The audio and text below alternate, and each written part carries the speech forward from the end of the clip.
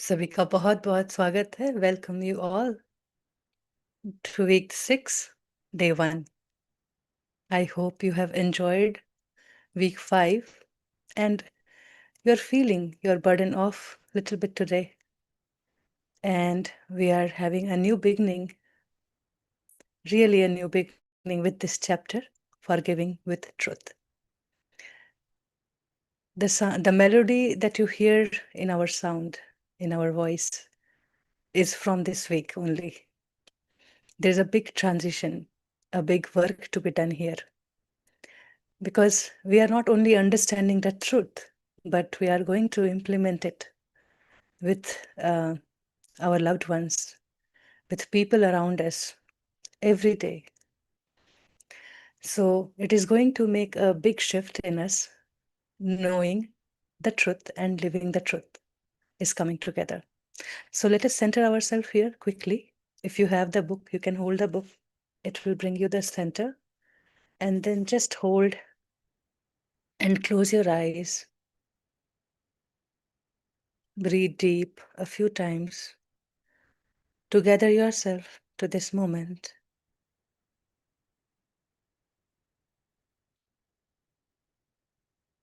Focus on your heart at the center of your chest.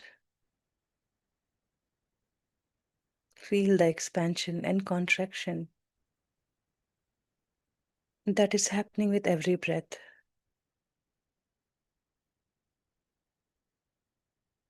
And it doesn't take any long to hear that gentle pulsation or to feel that God's love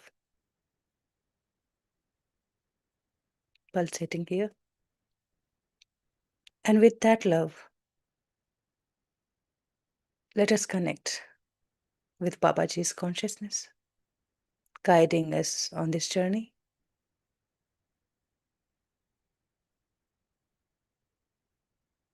With lots of love and gratitude for this course.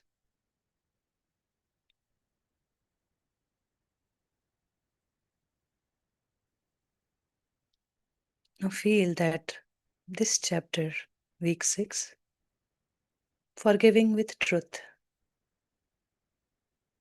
is emanating like a light with love from Babaji's heart.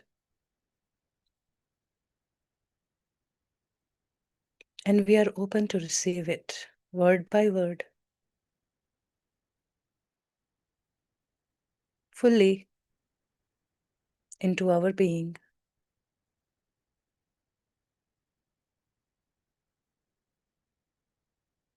So that whenever we get stuck, our inner wisdom will guide us. Whether we read the book or we exercise, there's enough support to do the practice right.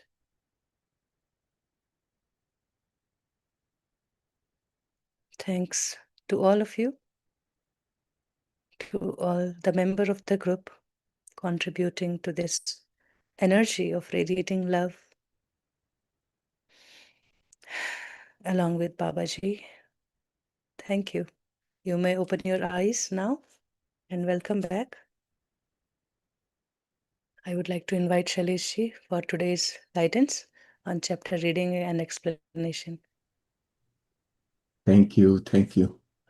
Thank you for bringing us all to our heart center together in this group consciousness. Today, we are going to be making a big leap into our experience of the book.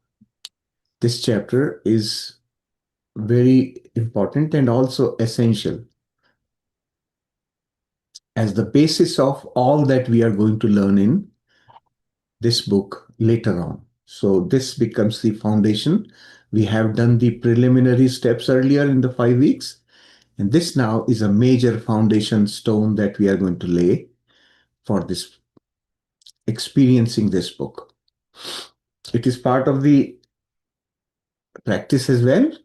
At the same time, There's a much bigger shift we have to make through this chapter in our understanding. That is where the more emphasis in this week.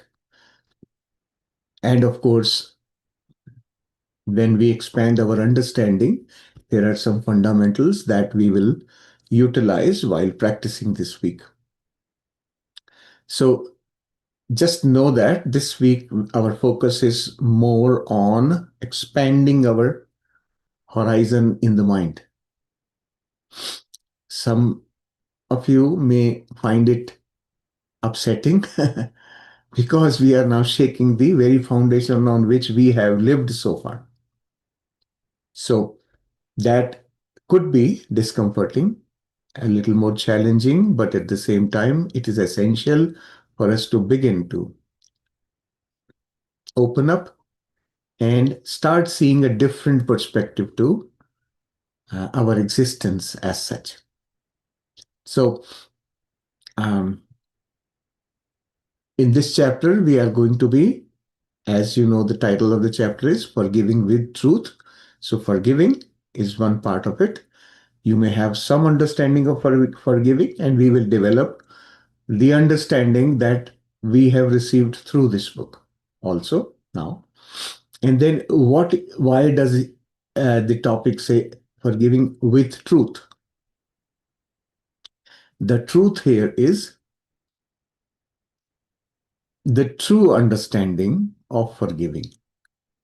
The truth of forgiving is what we will learn here in this chapter. So, when we understand the truth of forgiving, our forgiving process becomes slightly different and easier for us. And through my own experience, I can say that it could take some time initially till the whole concept is embedded in our subconscious. Once it reaches the subconscious, you will not never have to forgive anyone in your lifetime. You would have completed the process for all that you are carrying within. So, only till such time it gets embedded in the subconscious, we will be practicing, right? The purpose of the practice is to bring us to that state where we imbibe the very principle that this book is based on. So that principle is described in this chapter. I have been talking about it off and on earlier also in our previous sessions. And that one thing is we create our own reality. That principle is the key foundation for developing understanding of forgiveness. We create our own reality. So that was my overview, introduction sort of thing, what to expect through this chapter. We will now do the reading, line by line reading as we do always. And I will explain what I have understood from it. And then after that, we'll go through the practice. Okay. So is my screen visible? Yes, it's good. Perfect. Good. So that's our chapter. And you can see from the graphic, this is about building relationship further. It's shaking the hand. So the very first sentence of this chapter again is very important for us to start expanding our horizon now. It says life is for receiving love. Life is for receiving love. The word receiving is very important here. Life is not for taking love or seeking love. Life is for receiving love. We will expand this later on, right? So everything in creation is made of love. That's the fundamental. That is a universal truth. Everything in creation is made of love. This we have been talking about earlier also. And here now we are going to solidify that concept. That is the unified field of Einstein. So Einstein, in his research work, developed this concept of unified field, and his concept was that the entire creation came from a unified field. So what he's saying is this unified field, as Einstein discovered, is nothing but love. The field of love that created everything. So everything in creation is made of love. It is the sweet syrup God used to brew everything we ever have. So we have been brewed by God using that sweet syrup. And not just us, but everything that exists, right? Or ever will. So everything we ever have or ever will perceive. Whatever we have perceived so far and what we will perceive ever, everything is created by God using a sweet syrup called love. And so now he says, love is everything. And we are made to taste that syrup.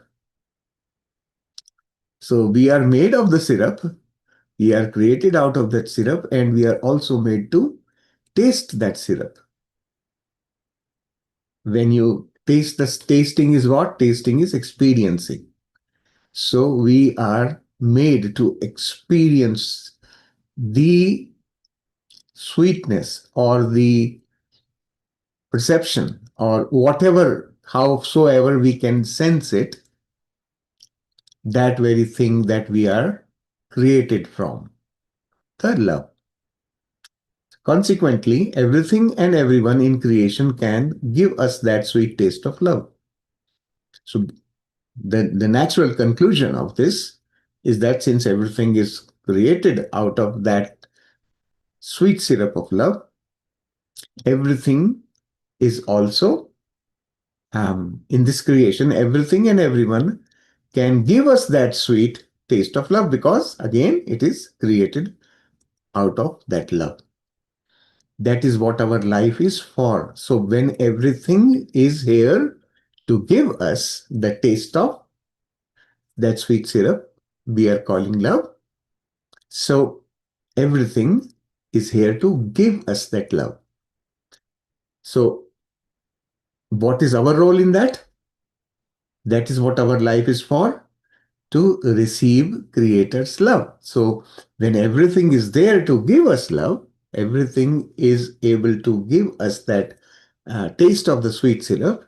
What we can do? We can receive that creation's love. Okay. So I hope this becomes slightly clear to all of us that when we are, when everything that we have perceived so far or will ever perceive, when it is created out of love, then we are embedded in that creation. Being part of that creation, we are constantly provided access to that experience of love. Now, what we have to do is simply learn to receive that love. So, receiving is extremely important here. We are all used to giving. We have been taught from our childhood, do good to others, do things for others, right? We are always asked to contribute into everything that's happening around us in the house and outside the house, wherever we are always taught to contribute, give. And in our giving, absolutely our Sweet syrup of love is embedded. The experience of sweet syrup of love is embedded because we are created of love. But we, in the process, we have diminished our ability to receive. We are used to giving, but when it comes to receiving, we hesitate.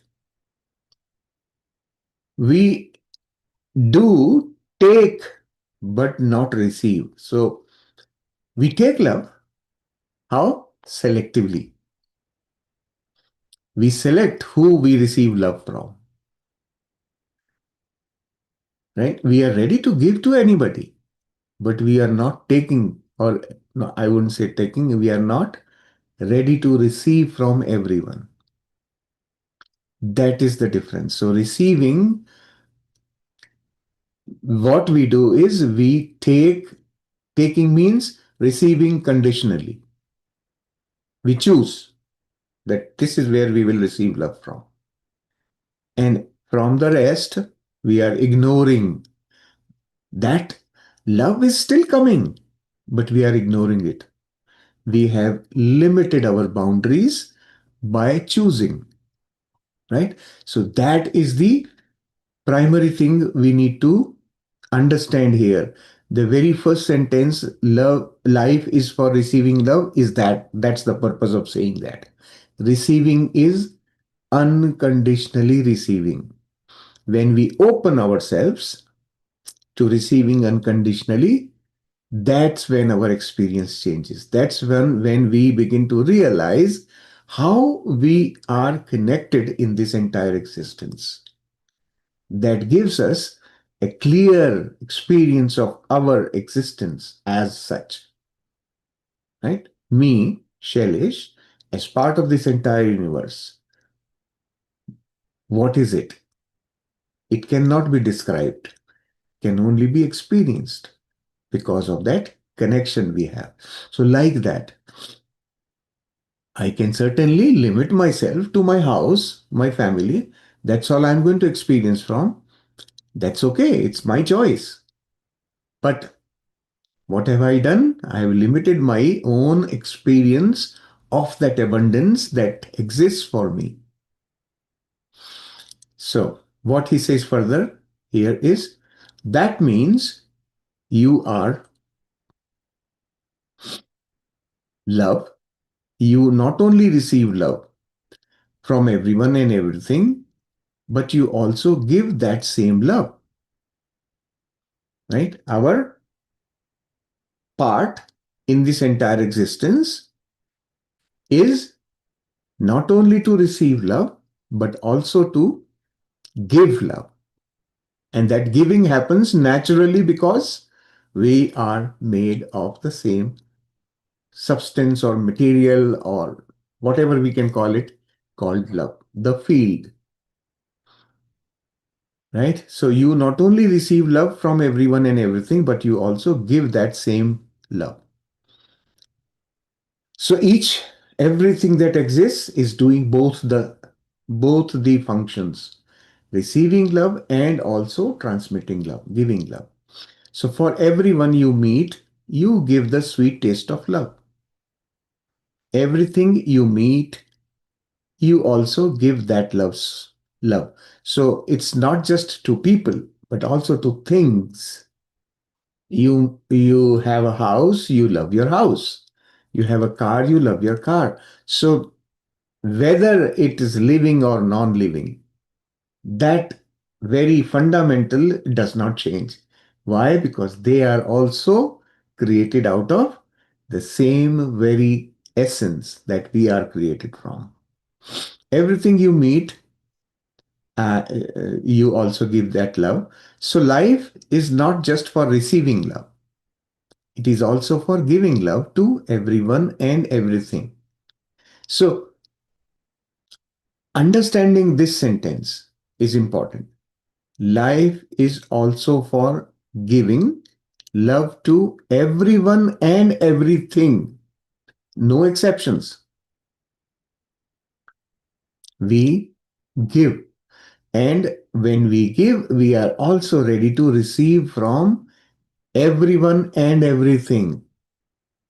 That's what creates the flow, right? So we have that ability to do that.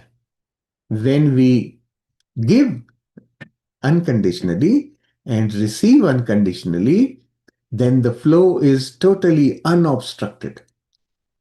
And this entire experience of life becomes harmonious. We then do not obstruct the flow. Flow of love is a very important aspect, right? This flow, we will know it little more further. So why are we talking about receiving and giving? Is from that point of view only. That without exception, when we are able to receive and give, then the flow is unobstructed. This little concept spells out the misunderstood concept of forgiving. So now he is coming to the concept of forgiving and he says it is misunderstood. We have not understood it correctly. And from this concept, we can now understand that the forgiving, what does that really mean? So life is for giving love, that we now know. Forgiving. Now we are coming to the word forgiving, for giving love. So the very meaning of forgiving, as we have comprehended here so far in our earlier experience of life, changes completely. Now forgiving me becomes what? Giving love, right? That is forgiveness. Nothing else. When you hold grudges, you are choosing to withhold that sweet taste of love you can give. You could have given that sweet taste of love, but when you hold grudges, so this grudge, whatever you hold, becomes a block in the passage of love. You are now holding your love. You are blocking the flow of love, right? And remember, blocking the flow works both ways, right? You are stopping the output, but when your output is stopped, the incoming also stops because there is no place to fill it. You understand that thing, right? When your vessel is filled and nothing is going out of the vessel, incoming will only spill out. You don't benefit from anything incoming anymore. That is the problem of grudges. So get rid of the grudge, and your life is once again for giving love. So when we get rid of the grudges, we have removed the blockage. We have cleared the passage of love. So when we start giving love, the incoming automatically flows. That is another very important understanding here. So in the Hindi session, Neha ji had very beautifully explained this. That forgiveness is the door to the heart. I just love that concept. Forgiveness is the doorway to the heart.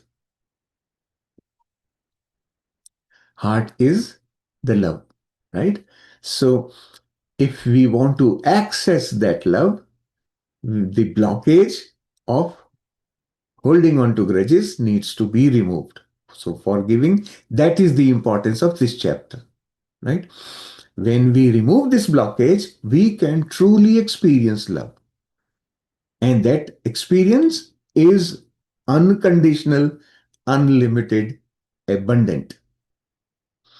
So grudges are really easy to release.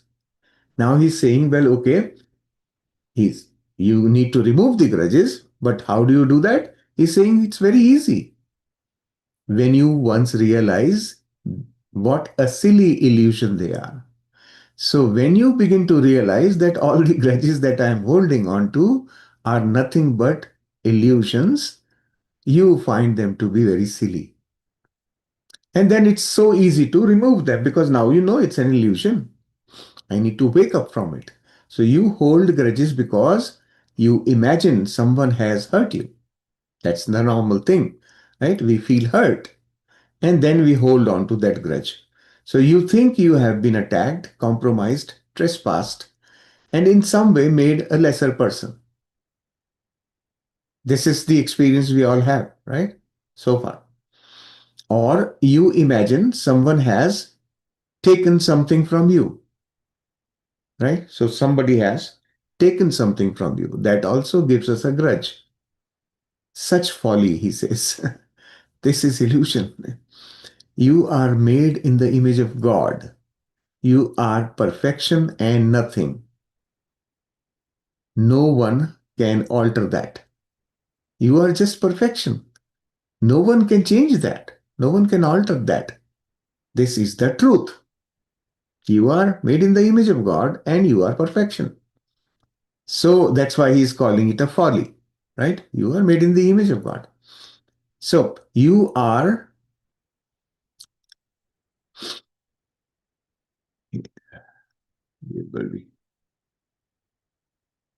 so you are perfection and nothing, no one can alter that. You are abundance. Everything is yours and all you need comes to you. You are also abundance. Abundance means no limits. So everything is yours. That this is the meaning of abundance. Everything is yours and all you need comes to you when you open yourself to it. When you open yourself to it, you remove those barriers that you have created. And the big grudges are the barriers that we create. And grudges also become the barrier to our receiving. So, when you open yourself up, everything becomes yours. Everything is yours, and all you need comes to you. It will come to you. You don't have to go when you open yourself, right? So, you are truly a creator. You create whatever you experience. If you imagine that you have been hurt by anyone, it is only because that is what you, as creator, invited. So, whatever experience you are having as of now is your own creation. This is that basis I talked about earlier, that we create our own reality. When we understand that, this is the foundation of all future learning in this book. When we know that we create our own reality, that means what? I am a creator, just like the creator that created all of us, this entire universe. Right? So if you imagine that you have been hurt by someone, so he's saying that's the imagination that you've been hurt by someone. It is only because that is what you as creator invited. So that experience of being hurt is created by you only. You invited that experience. And so you got it. It came to you, right? So he's going to explain this further now to us. This is a very difficult concept to grasp. What is difficult? That I created my pain. I created my hurt. All of so-called reality seems to refute that truth. So my experience says that I didn't ask for pain, but it came. So your own experience seems to prove the world is full of mean people hurting innocent people. We see that all around us. That's what we are able to see, right? Our perception is that this entire world is made of people who are hurting everyone else. In reality, that is impossible. So in perception, we are uh, we are finding that everyone is after everyone else, but in reality, that is impossible.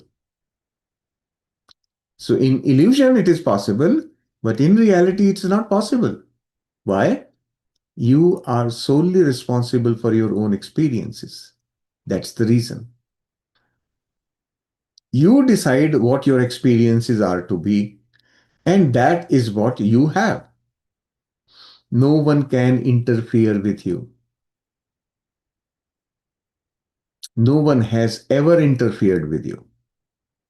So he's explaining why can um, why it is an illusion.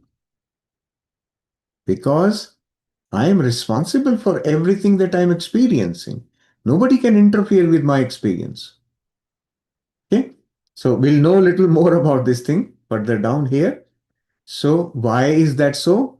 He's now talking about you have free will. No one, not even God, will interfere with your free will. That's the meaning of free will, right? Free will means freedom to will. And what is will? Execution of my desire. I want this and that needs to happen. So, happening of what I want. That's the will, right? So, it is protected as a holy right of yours. This is each one of us has that holy right of free will. Even God does not interfere. You can create whatever you want because you create whatever you think. Our experience will tell us that anything that is created around me was once upon a thought. First, there is always a thought, then creation happens. You want to cook idli today? First, you have to think about it, right? You have a thought. Oh, what will I have for breakfast? That's a thought, right? And then you decide, well, okay, I'll make idlis. And with that thought, that creation starts. And you ultimately create the product. And that you experience. So all our experiences are created from our thoughts. Okay? So now extending this to God, this wonderful universe began with God's thought, right? This universe began with God's thought. Same principle, right? Likewise, our creation begins with our thoughts. So, same way, this principle is common, it's applicable everywhere. The creation starts from thought, right? So, that's this one. We will, if you sit down and think about this sentence, this wonderful universe began with God's thought. We will be expanding on this in a future chapter. But it's such a beautiful feeling when you sit quietly and expand on this thought that I exist in God's thought. And this is so beautiful. Just like me, everything else around me exists in God's thought. That means what? The creation is there. Everything that can exist is already created because of that thought. This was one thought that created the universe. So everything in the universe is part of that thought, right? So we will be doing this in a future chapter. I'm digressing, but understand this beautiful thing when you sit and digest it, you will enjoy that experience. In our world of many individual creations, so in our world, what is happening? There are many creators because they are all made in the image of God. And so, because there are many creators, we call it individual creations also, right? Each one is creating many for each person. We are all actors for each other's script. So, because too many different ones exist, now everyone is creating. What is happening? Each one is acting in unison together, right? So, what we are doing, we are all performing as actors for each other's script. So each as a creator, I write my script. That's what he's saying. You are the writer director, producer, and lead character for your script.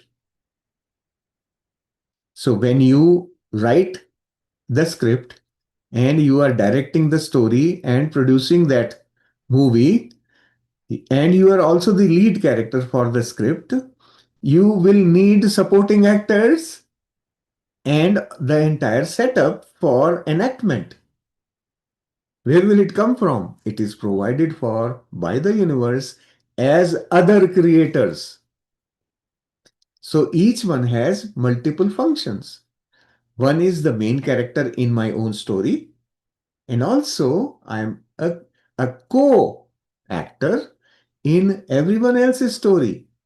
So in the story of all these people who are listening right now, right? These 50, 60 people who are listening right now, I am a co-actor in your individual stories. And all of you are co-actors in my story. At the moment, I am enacting a story where we are running an online session and we are reading, going through a book. You are all participating in that experience, that very experience as co-actors. Yeah. So each one of you, what is your role as an actor in my script? In my script said that people will come, sit, and listen to what is being delivered. And each one of you are doing that act for me, sitting and listening. That is what is going on. And this happens with us every moment that we exist, even when we are sleeping. That participation in my drama continues. Everyone participates in each other's drama, right? So, who owns the story that I am living? I. I own that story. And that ownership comes with responsibility. I am responsible for everything that I am experiencing. How beautifully that concept has been explained here, right? I create my own reality. Think. So now he's explaining further what goes on in our daily life. So think you will be poor and robbed and cheated, and an actor will surely oblige you, right? That's how this universe functions. You want an experience, somebody comes and obliges you, right? So here the example is you will be poor. You have this thought, I will be poor and will be robbed and cheated. And an actor will come and oblige you. Think you are ill and an actor will transmit to you a horrible disease. Think you are downtrodden, beaten up, and abused, and an actor will come to your service. How beautiful words he's using, right? Somebody will oblige you, somebody will serve you. Right? They will serve whatever you want, right? They will deliver. So when you recognize that those people you hold grudges against are actors in your own creation, they are easy to forgive. When this realization comes upon you, when you begin to realize, okay, this person behaved with me in such and such way because he was running the script that I wrote. He was providing me the experience by acting so very well. It felt so real to me. But ultimately, it was my story, my direction, my request for that actor to come and deliver it to me. Then it becomes so easy to forgive. Then life is for giving love, right? When you understand this, you feel so much love for that person who came and gave you that experience. Just imagine to give you a hard experience, a person who is acting that role has to go through severe discomfort. If someone has to come and show you anger, first they have to experience anger. When you think about it, wow, for me, this person has taken so much pain. You feel nothing but gratitude and love for them. This is the real concept of forgiving. So, now he's relating to what we have been doing in the past. How our past understanding of forgiving, how it was erroneous, how was it wrong. So in the past, when you have forgiven, you have said, you have done wrong to me, but I want you to know I don't want to hold a grudge. So I am going to try to forget you. Forget that horrible thing you did to me. Right? So I'm going to try to forget. I'm not still not committed to forgetting it. Hmm? And what we are saying, what am I going to forget? That horrible thing you did to me. Okay. So why am I doing it? Because don't want to hold a grudge. This is our earlier concept of forgiving. Whatever we have learned, right? People teach so many seminars and webinars happen on forgiveness and whatnot. This is what they teach. That release yourself. Okay. But what he says, such a thought recognizes an illusion. What is the illusion? It gives power to a mistake.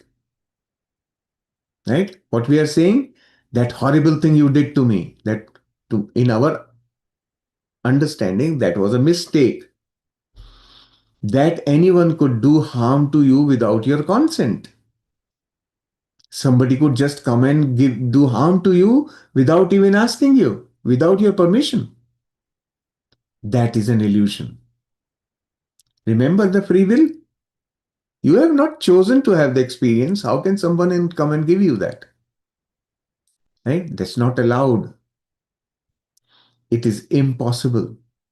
Such a form of forgiveness is not forgiveness at all. So, because I am forgiving in illusion, it is not forgiveness. That's an illusion that somebody could actually come and do bad to me without my permission. I am the author. I wrote that story. I directed the story. I created the story. Then only someone participated as an actor in the story.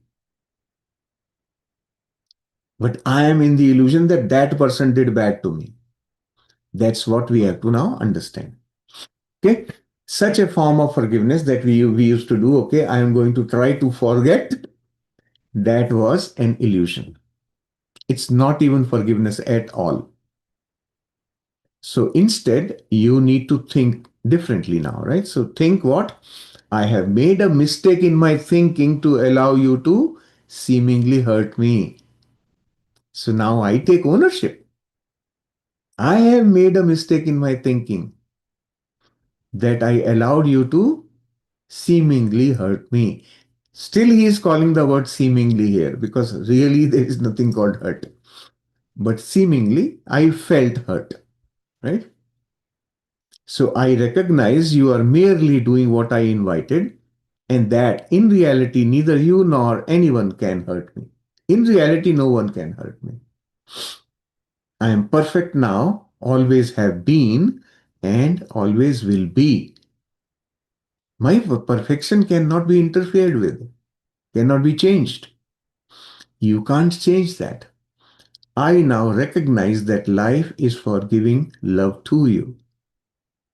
That is what my life is for because my essence is love. I am love. So I am here only to give love. And this is a this is what I now recognize that my life is for giving love to you. So this is the explanation of the entire concept of forgiveness. So what he is now saying, what we can do now, practice part of it. Today, set aside some time to mentally note all those wonderful people. Such a lovely thing here, how he's describing all those wonderful people you hold grudges against. Even though you hold a grudge against them, they are still wonderful people. They might be parents, sisters, brothers, friends. or strangers you don't even know the names of. They could be anyone, the ones you know very well, who are close to you, or the ones whose name also you don't know. You are in a public place and someone comes and hurts you, right? That sort of a thing. You don't even know their name. You have a bad experience at the bank, whatever that employee did something to you. You don't even know that person at all, right? So what he says, for each person, you say those words of forgiveness. So what he's saying, may set aside some time to mentally note all those wonderful people. So make a note of those people. Set aside some time. Make a note of those people, right? Whoever. If you know the names, you know the names. If you don't know the name, that event, right? And then what is the time for? For each person, say those words of forgiveness. Saying those words of which words of forgiveness? These ones here, right? That I know you cannot hurt my perfection without my permission, right? And I recognize that and I send love to you. So, for each person, say those words of forgiveness, read it if you like, but more importantly, feel the meaning of your words. So, when you are saying those words for each of those persons, do it from the heart, from the feeling center, right? Feeling the gratitude is very important. Gratitude that you express through words and not feel it in your heart is not gratitude. So that's the most important part. This is where most people fail. Feeling the meaning of your words. When you are feeling, saying what you are saying from the heart, that is when real forgiveness happens. So if initially you may simply read it also, if you want, you can read it from the paragraph above, right? And then after that, um, have feel the gratitude that I am really grateful for your coming in my experience and performing the role that I wanted you to do.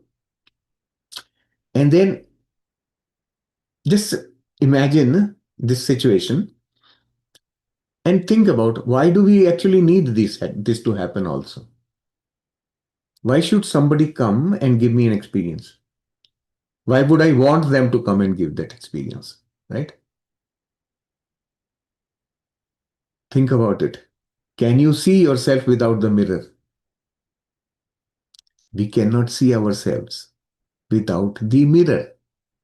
So, when I become inquisitive about myself, I want to know myself, I invite people to come and show me the mirror. And how can they show me my qualities? By acting in that fashion. That's the best way of telling me how I am. And this is why all these actors come and participate in my experience, right? When we understand that I need these people here, without them, I will not even be able to know myself. That's how important their role is. And then when you understand that, you feel gratitude and love flows naturally for all of them, right? That's how important this understanding is. So, when you go to bed tonight, think of those people and even others you don't think you hold a grudge over. So, there may be some people that will become very obvious to you. The names will be very obvious. But there may be some people whom you think, well, I have no grudges with these people. Even those people, think about them. Picture each one and send love from your heart. In your mind, bring them in your presence, in your consciousness. Picture each one and send love from your heart. Say silently, I send you love from my heart, whatever their name is, and I forgive you, knowing it is impossible for you to infringe on my perfection. you will find this exercise to be extremely cleansing. So these are the words you have to say for each one of them, right? I send you love from my heart and I forgive you, knowing it is impossible for you to infringe on my perfection. Right? So what we are doing, we are sending love to them. That means we are establishing a new relationship with them. This is a relationship based on love. Okay. And also I'm affirming to my subconscious, knowing it is impossible for you to infringe on my perfection. So I am also reprogramming my subconscious simultaneously, stating that I am perfect and no one can change that perfection. Right? These two things are happening when you repeat these words. And then he says, you will find this exercise to be extremely cleansing. You will feel so much fresh when you are after your shower, how you feel, that cleansing, cleanliness, that freshness, that is how you feel after this exercise. As you give love in this way, your whole being opens up to receiving and love from everyone and everything around you. So when you remove these grudges, you are doing the forgiving, you are removing the blocks in the flow of love, then you become open to receiving love from everyone and everything around you. You are re-establishing the flow. Enjoy the feeling that comes. A peaceful, joyful, quiet, yet energetic pulsation of sweet syrup. Right? So you will enjoy that. Enjoy it. Forgiving and understanding the true nature of forgiveness is a prime cornerstone of this course. Right? He's telling us that this is a prime cornerstone of this course. That means this is fundamentally important. Grudges have been your master and you their slave. Right? So we are all under the control of our grudges. They have been our master so far. Will not be so in future though, right? And they have distorted your perception. And because of the grudges, our perception is distorted. We are not able to see the reality. We are in illusion always. They have kept you in hell when you were made to live in heaven, right? So, because of these illusions, those incorrect perceptions, our experience was that of hell, not of heaven, which was our primary purpose. We were here to experience heaven. So, in order to firmly understand this truth, read this lesson each day. So, he's saying it's very important that this specific lesson he's saying, read it each day, read each sentence slowly, thinking about it, digesting it. Digesting it will take slightly longer time because our mind is conditioned and it is conditioned otherwise. So to recondition the mind will take slightly longer time.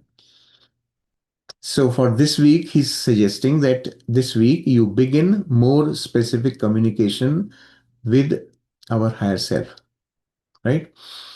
With the higher self, you are going to start a more specific communication now, not generic, not general. Up to now, your communication has been about truth, the nature of creation, and how you fit into it. So far, that's what we have done with the higher self, right? This week, after you have settled down into focus in the heart and received the signal from your higher self, say today, name of your higher self, my higher self, feed to me the names of those people I want to forgive. So, in the quiet period today, and this week, you will request the higher self to provide you the names of people that you want to forget. Okay. Now, why do we involve higher self in this work? Higher self knows the depth of our information that we have stored, our experiences, and where all we have grudges under the carpet. On the surface, we think everything looks clean. Okay, only these 5, 10, 15 people. But under the carpet, there may be 100. I have even forgotten about that, right? But the block still exists.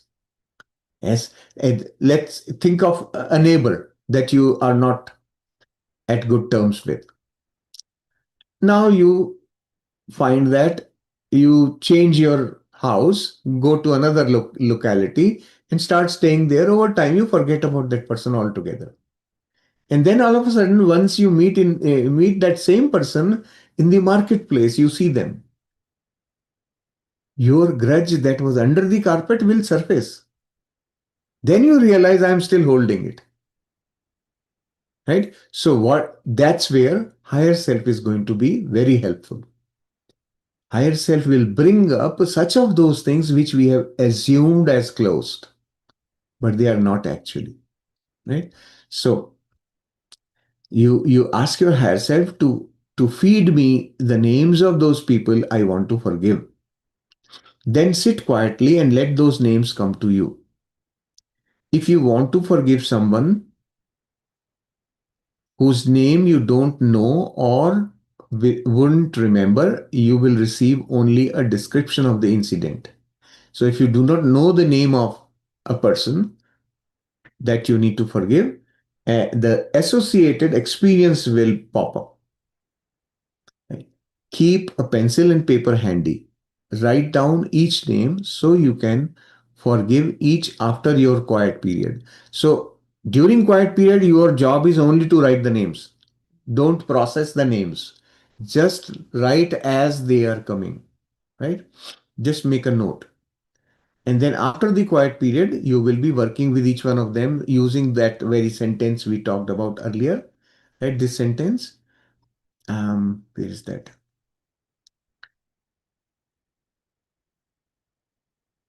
This one. I send you love from my heart and I forgive you, knowing it is impossible for you to infringe on my perfection. This statement you will be repeating there, right? For each one of those persons.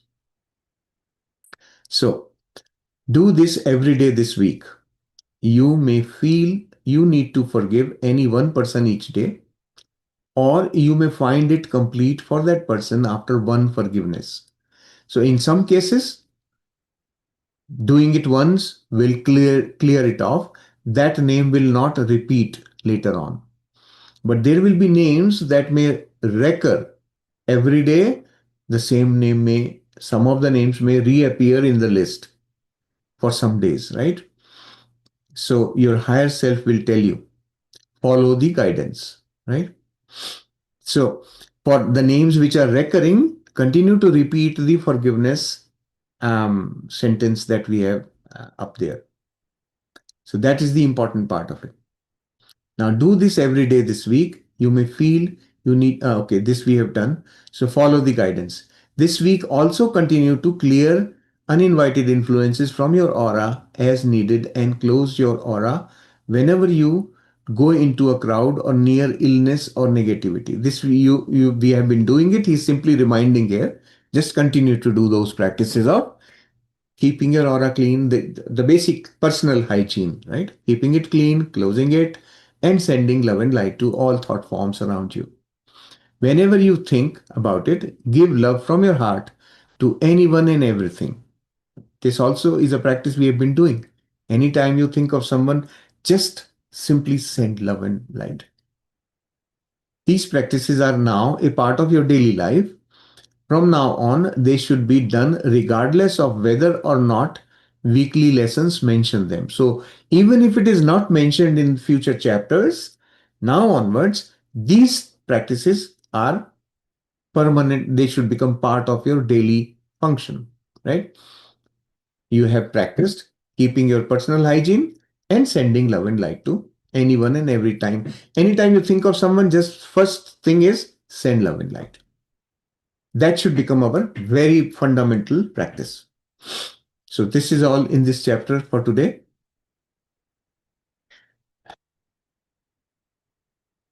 right? So I don't know how much of this has um, gone in you. This is initially difficult to digest, but take your time. Do your reading, do your homework, read it carefully, line by line. The fundamental still is I create my own reality. Take the ownership. This lesson is transferring the ownership of your life experiences back to you. Now you cannot point fingers outward. All the fingers are this way, back to me. No more blaming. This is the fundamental of spiritual journey. First step of spiritual journey is this only. So here you have question in the chat from Priyanka ji. Okay, I need to scroll back. Where is it? Okay. People who are raped, abused, or tortured have created that for themselves. Yes, absolutely. All experiences, no exception. All experiences are created, right? When you expand your understanding of this, when you look at it from the creator's perspective, your questions will drop. Right now, you are looking at it from a victim's perspective. And When you you also begin to connected it with your realize, higher self. when you start taking responsibility for your own experiences, you will know that there is no victim. And that victim mindset needs to drop. Nobody is a victim in this existence for that matter. Everything is created in one thought. So there is no victim and everything is part of God's thought. We have attached definitions of victimhood. No, you also connected, right, that we have this higher self name, higher self to give the name of people I want to forgive. So the Hmm. higher self knows the bigger picture. It knows my past experiences and all my thinking that is not aligned with truth, right? And in that sequence, we create certain experiences. So see everybody as a creator, and there is no victim. It's Uh, such an enlightening. You will be relieved with this information. And we can choose to create whatever we want, and there is no interference on that, right? We learned in this chapter that even God will not interfere in what you choose to create, uh, be it whatever experience you you manifest. And it's in, and there's no magic. It's in our thought. Why some people feel more fearful or more doubtful on particular area. Somebody has fear of death and somebody have insecurity. So those are the signs that we carry in our subconscious, maybe from the past experiences, but still they are in my pattern. So read any of the soul's journey book and you will know there are many therapists that went through people counseling and where they encountered their past life experiences where um, things were difficult and what happened in the past, and we still carry the pattern because we didn't realize the truth of it. uh, it shall I tell you the secret of why population of India is so high? Totally disconnected, eh? It seems so. Or why do we have so many gurus and enlightened people in India? The numbers are very high. Why? Think about it. The population of India is high because that's the best school on this planet, where learning can happen in all dimensions.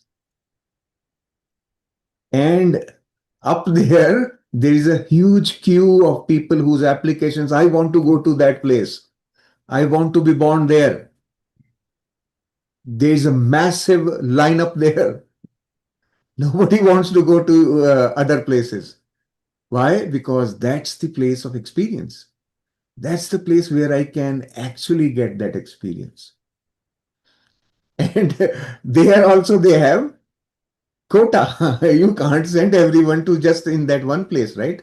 So they release people slowly, but that still population is growing because that's the place of experience. That's the best school on this planet. Understand this. This is all connected.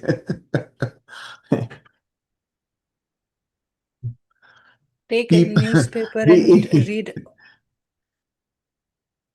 when you realize this thing that on earth, when we are here, we feel we want to get rid of this life. We want to get out of this, right, as soon as possible. But imagine those who are queuing up there for it takes 100 or 200 years before they can actually get a seat in this school. And they are waiting patiently. You have done that. Then only you were born in India. You are part of a very good school. That was the reason you have waited and then taken that seat in that school. People there are very eager. When I say people, you understand that, right? The entities out there, they are anxious to come here. Just like So we want to go to other planet and experience life there, right? So it's the same for planet Earth. And harder the tuition is, people are more willing to go there. They teach from difficult syllabus, difficult books, and you know, difficult classes are good for my progress. uh, That's what it is. so India is a busy school. It offers the variety of experience that you can't get everywhere. Now you will always feel so good about your life. Think about your life from a very different perspective. What am I doing here? Why am I here? I'm not a victim. When I am the creator, why did I arrive here? As a creator, I arrived here because here I get all the materials that I need for my creation. And that's what I'm going to create. And that includes all the belief systems, value systems, social systems, everything is included in that. When you think about it like that, from the point of view of this chapter, you will feel nothing but love for everything around you. So much gratitude. Wow,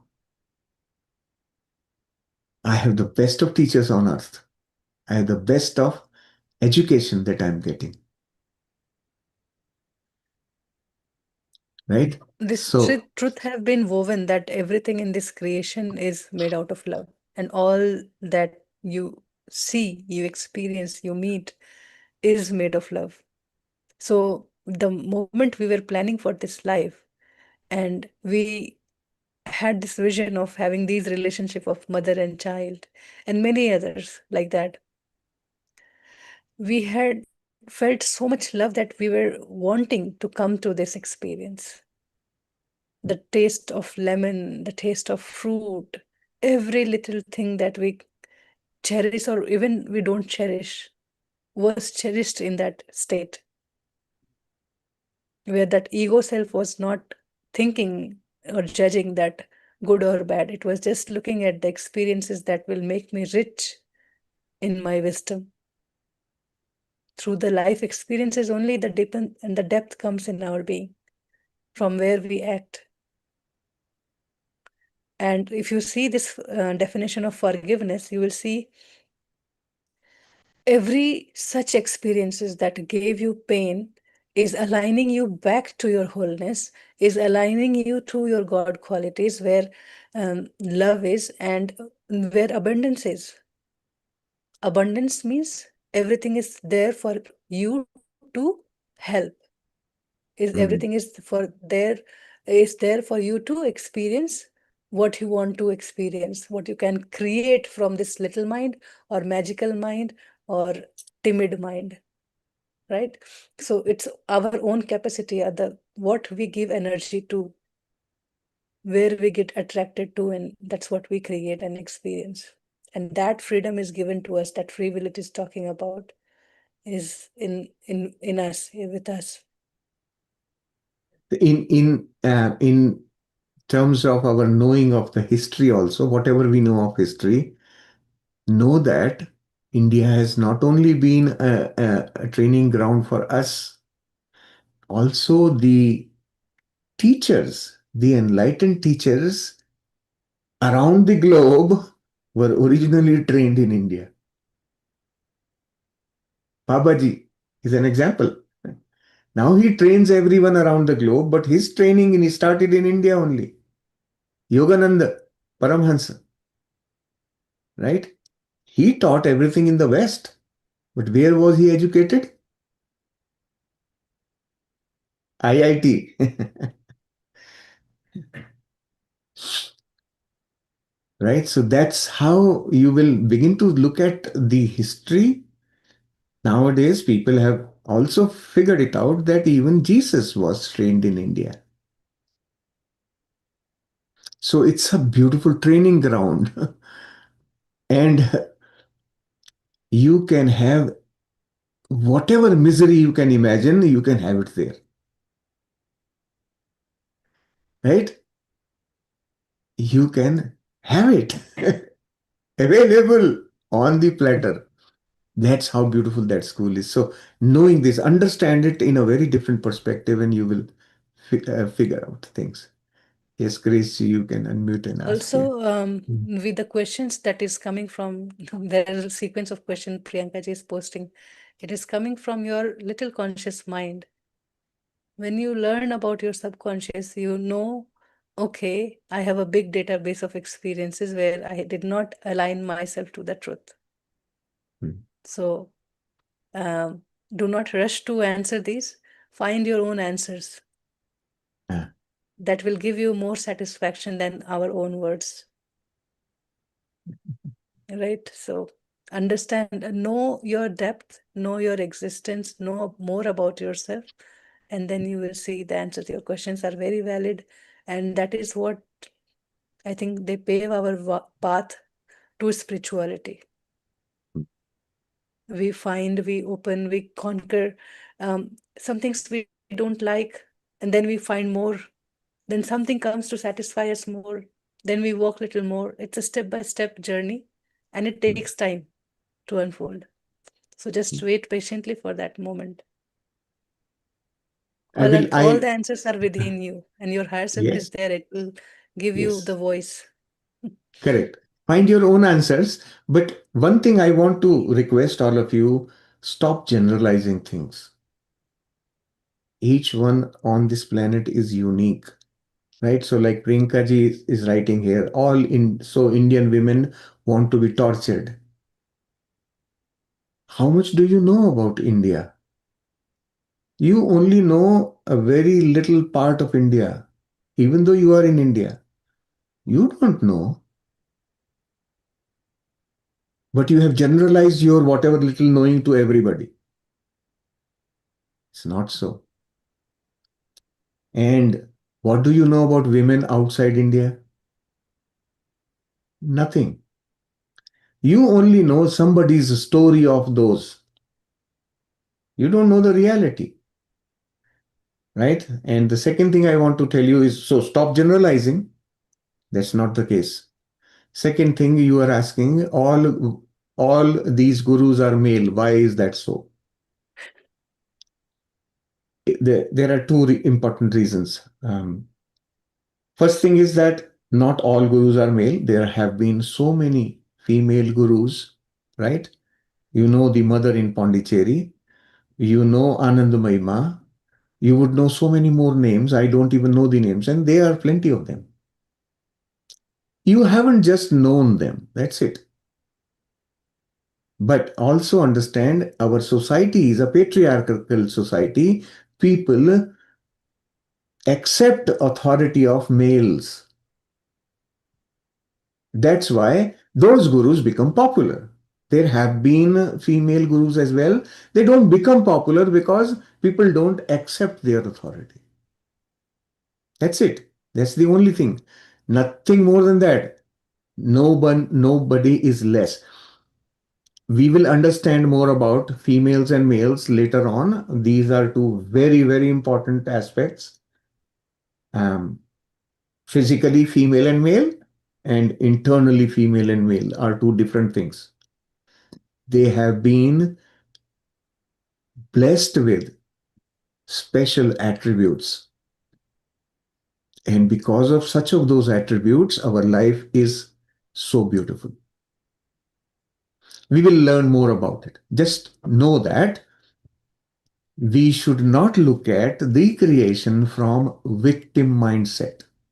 None of us is a victim. We are all experiencing life the way we want to experience it. Each one Go of and us. see everybody from that eyes. Now I go out in the market or store wherever and I see people lost, but I don't see them like that. The appearance is lost, but I always feel, what if they know their power, what they are? What if they know their truth and they live from that point? There's no misery, and there can never be any misery in this beautiful creation. It is not left abandoned.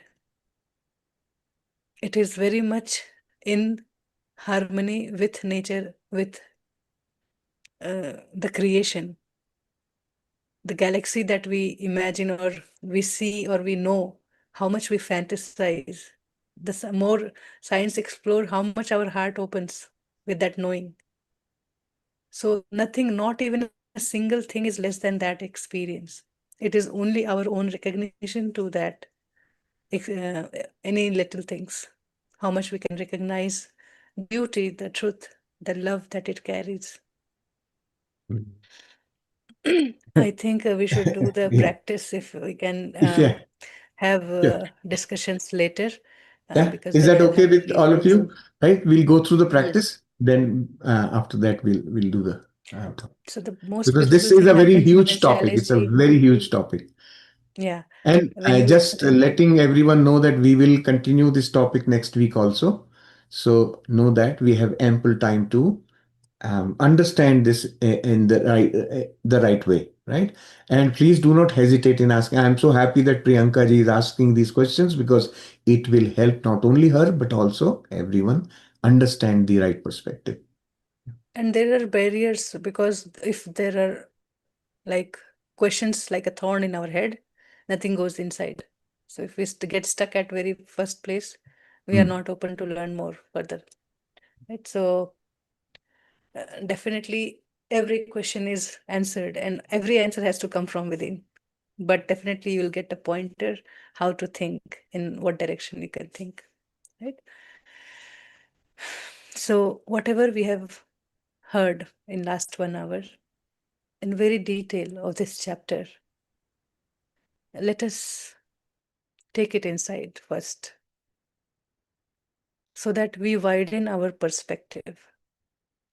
Nothing is written just for filling up the space, and each and every word is so precise, perfect, rightly placed to weave this story, to weave this information, so that we can take it inside. So gently close your eyes and breathe in deep. Connect with yourself, to that authenticity you came to this life. The truth is within you, and we are just telling our conscious mind from outside what I'm here to experience is my own play. The story I wrote and I forgot is that limitation of this human conditioning. It's not that we are not capable to learn all that, to remember all that, but we have conditioned ourselves to limit to fit in this creation of many.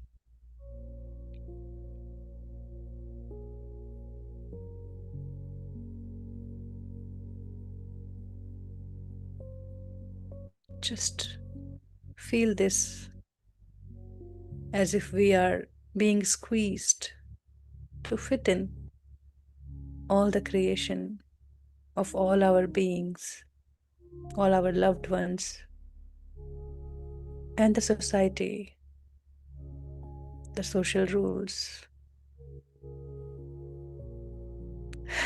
So, belief system was given to manage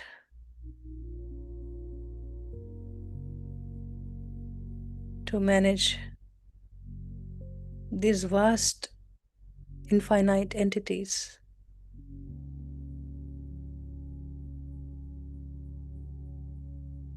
What if each one of us remember our own truth and we free ourselves from all the rules? What if we free ourselves from all the fears?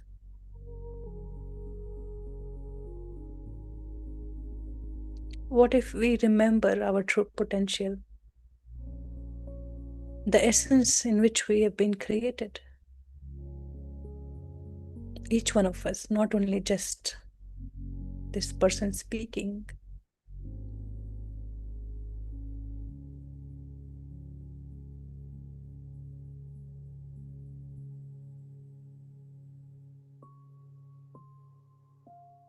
We are in harmony with nature and with each of the creation, every creation of every creators.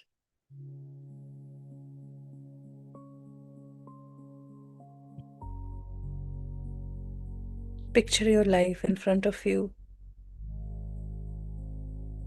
where the play is happening, and see it from outside, like you watch any movie or any friend's story.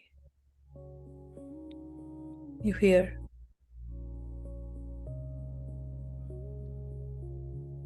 see from behind.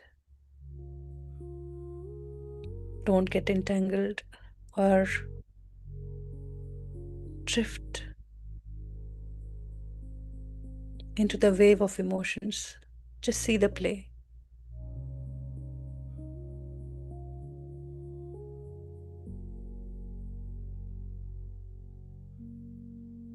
From your heart, where your truth resides.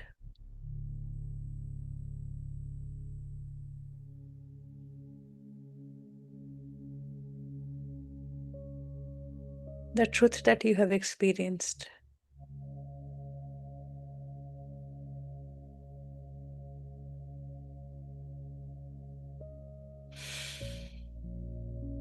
Allow all your thoughts, all your visions from life to open, to expand in front of you. And just let it be there.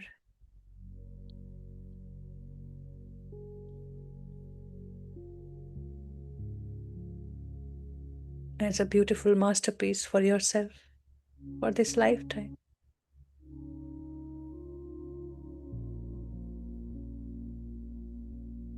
Now breathe in from your heart. Inhale for 5.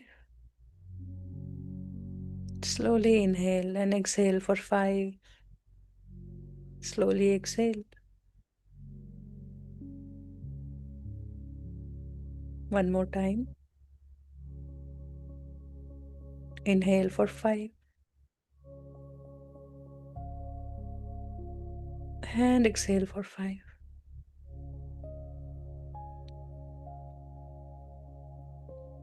This soothing air passing through your chest, through the center, gently swirling around the heart area. If you have not experienced it so far, continue for 5 times. Slow, gentle inhalation from your heart. Let your heart rise and fall, or the chest rise and fall.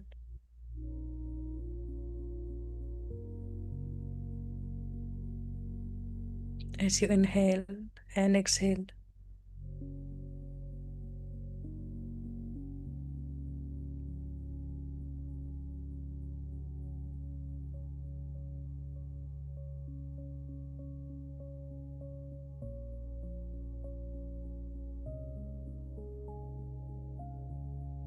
come to the center of being and be centered there.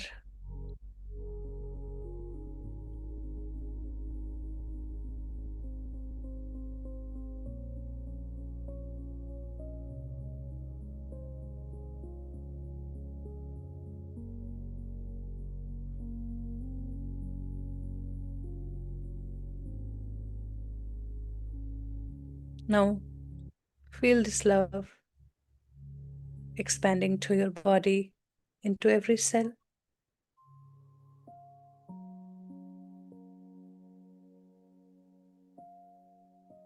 and to your aura.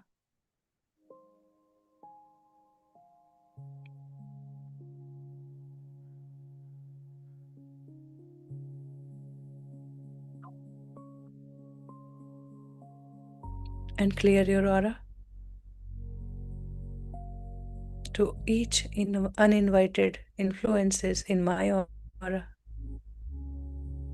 I send love and light. You are each whole and healed. You are each made as love and light. And you are still that love and light. Do not feel the pain. Don't be afraid. I know a perfect place for each one of you to go. And I request my higher self name to take you there now. Each one of you, go in peace.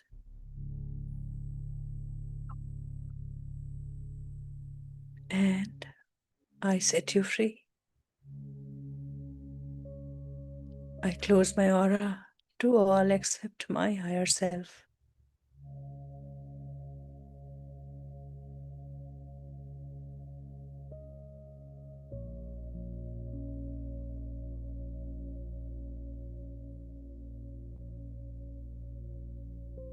In the center of my being, I know that I am made in the image of God.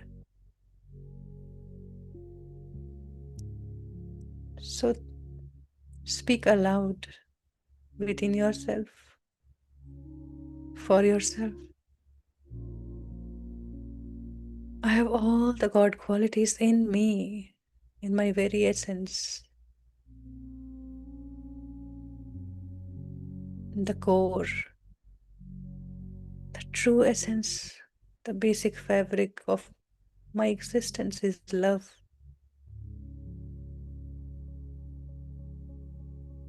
Of that God is everywhere present as love.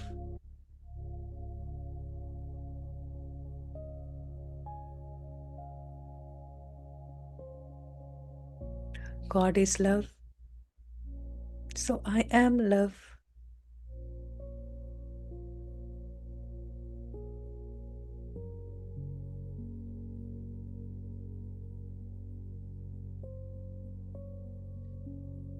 I am love. This is my existence. that part of entire creation, or the basic fundamental of entire creation,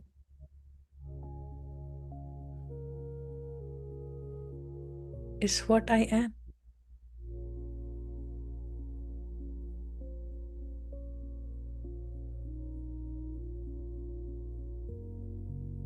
God is light, so I am light.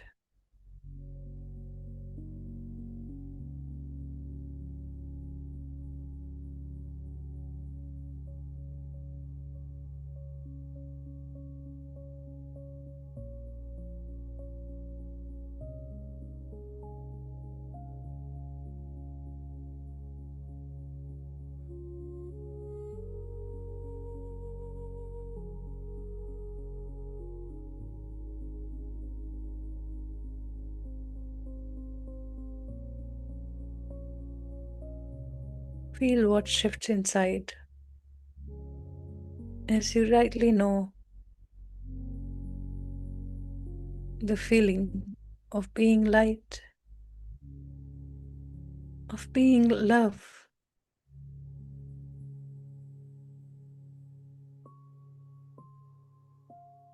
that sense of coolness or relief you experience in this moment.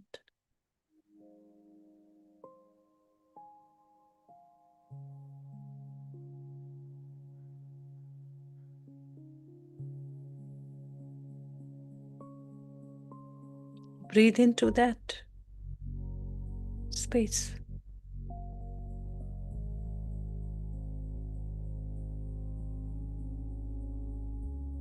Relax more and affirm next. God is peace, gentleness. So I am peace, I am gentleness.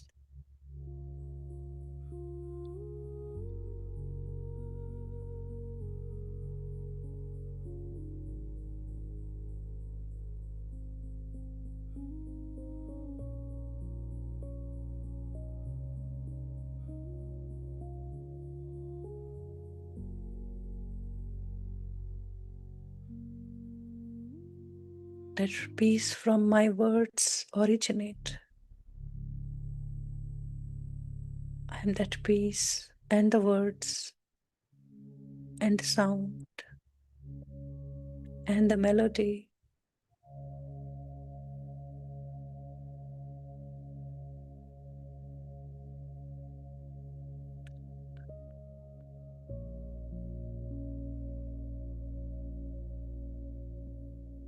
Allow yourself to rest in this peace every moment.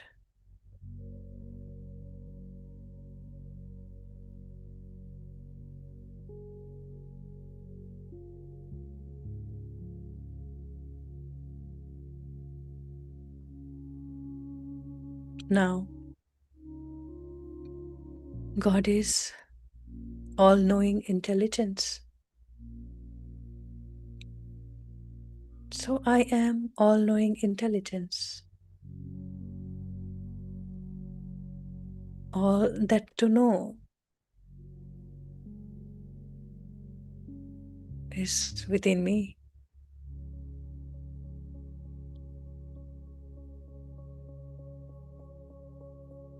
I am that intelligence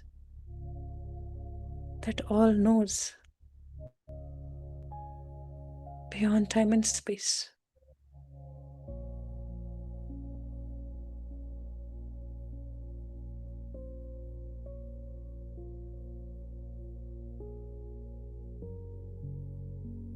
God is abundance, and so I am abundance.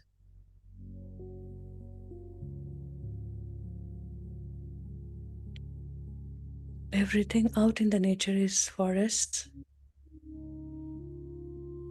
and I am open to receive the love that it showers.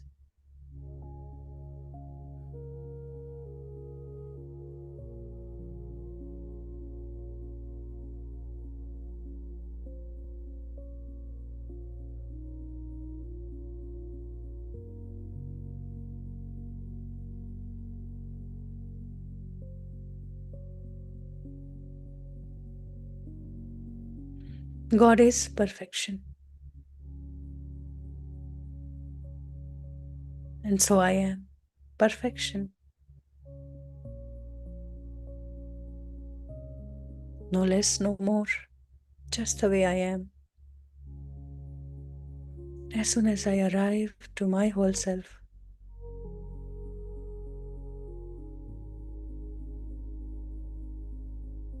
my words, my action, everything about me is perfect.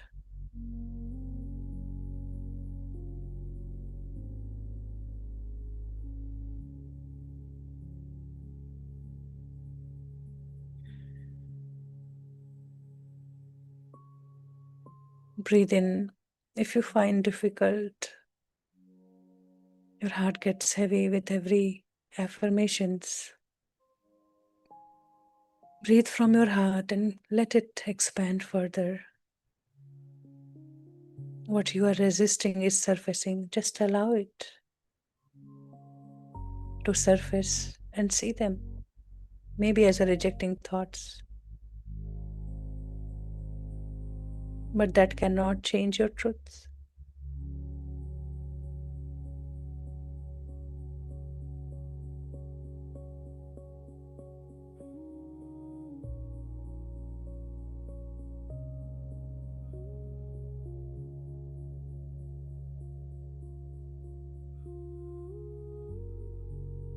Now, God is a creator, and so I am a creator.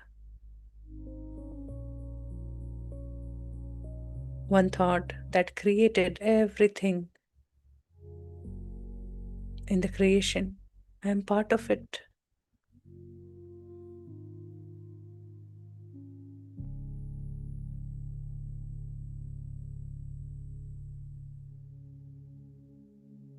And I have this ability to create from my own thoughts.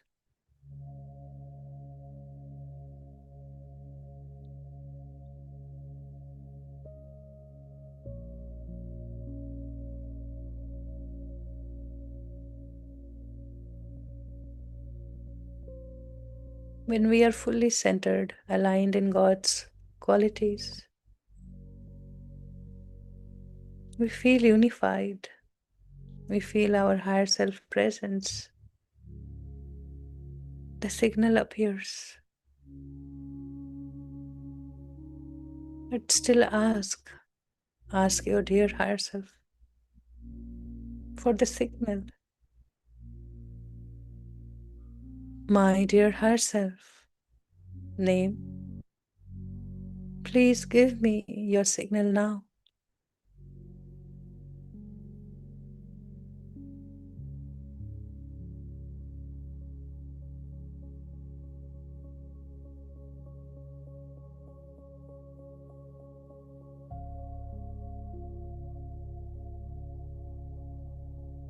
Feel that breeze that comes with the signal, that lightness, that trust that everything is all right.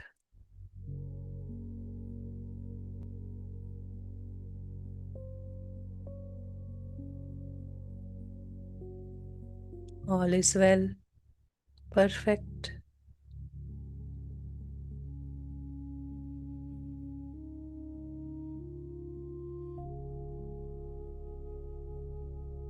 Anything you experienced and it was difficult for you was due to some illusions or some unawareness of this very truth.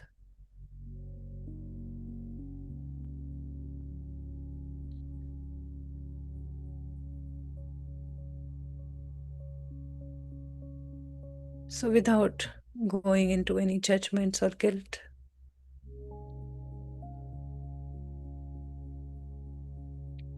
be open and centered in your heart.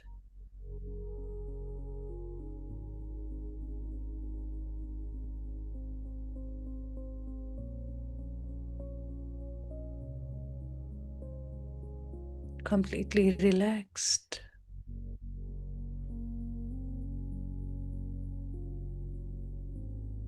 Enjoying this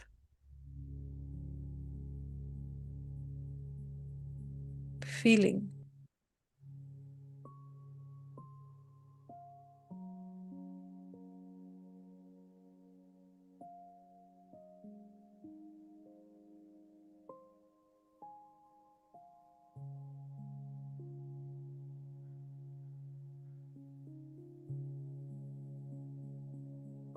Of your expansion.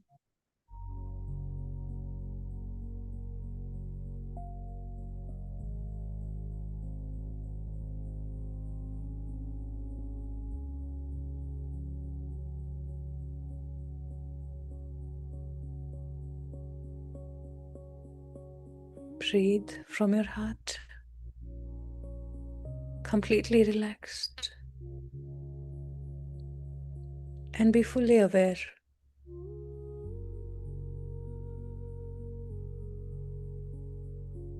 As you feel connected with your higher self now, gently ask and be ready to listen.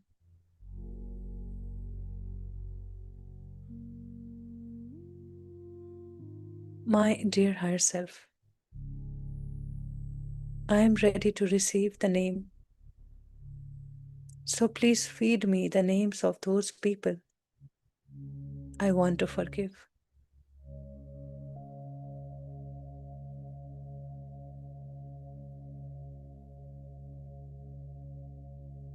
As this grudge is making me feel heavy,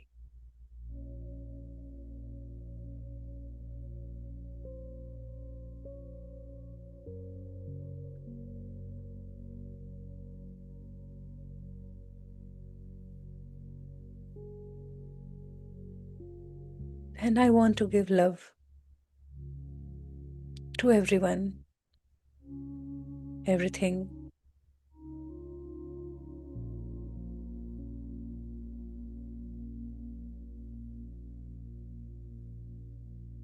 So please give me the name of those people I want to forgive now.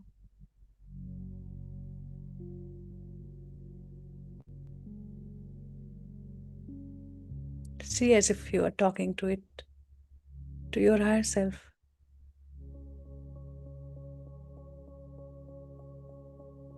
Maybe your thoughts are saying what it is, maybe a vision or a sound, any past experience.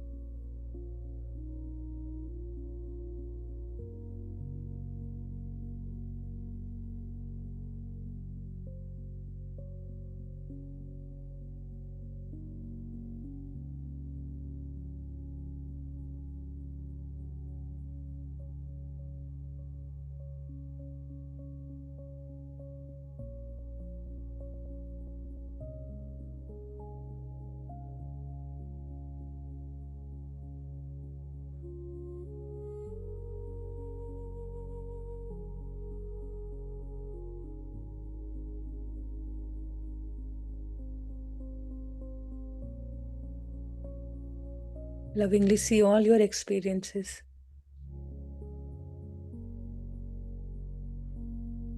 Names that come to you.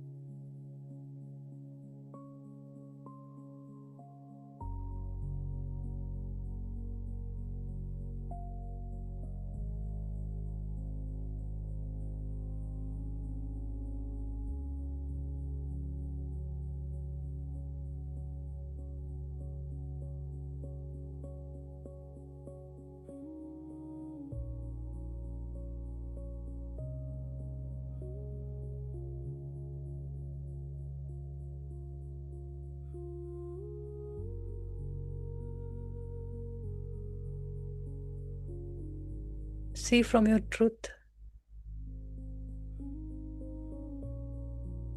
and it will not let you judge.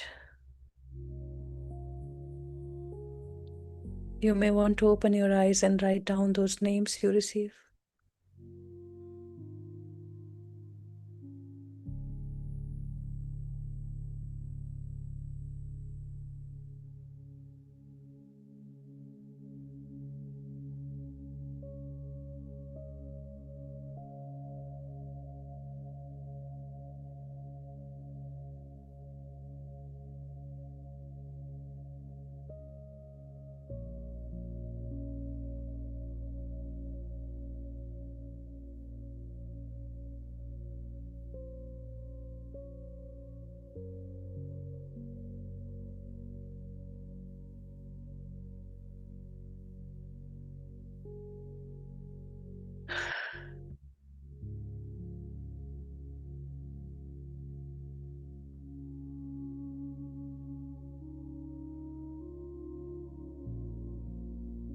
Now, the next practice that we are going to do together today, you can do it later after your quiet period, being heart centered.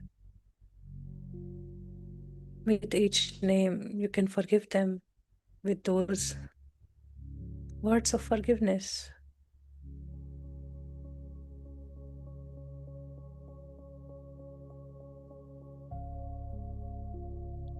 For now, take this truth deep within you.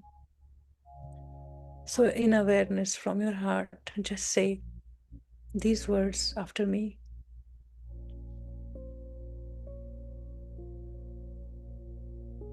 Breathe with every line and keep yourself open. I made a mistake in my thinking that I allowed you to hurt me. I made a mistake in my thinking that I allowed you to hurt me.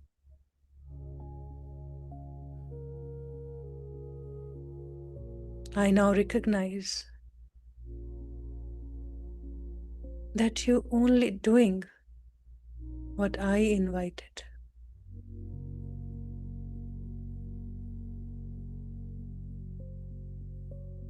And in reality, neither you nor anyone else can hurt me.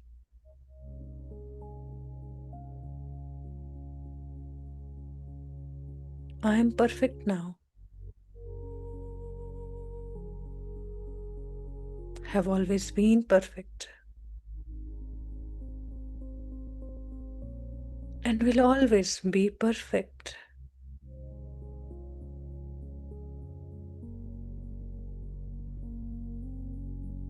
You cannot change that.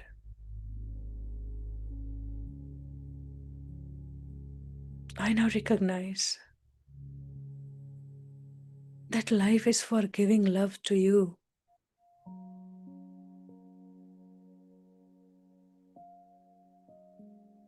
Carry this meaning deep inside you all the time. From now on, every experience you encounter, don't judge it, good or bad. Just know it's your creation. Remind yourself as much as you can with every experience. Now take that name in your mind with love and release them with forgiveness. I send you love from my heart. Take name and I forgive you, knowing it is impossible for you to infringe on my perfection.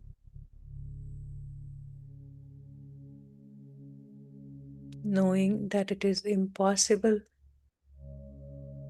for you to infringe on my perfection.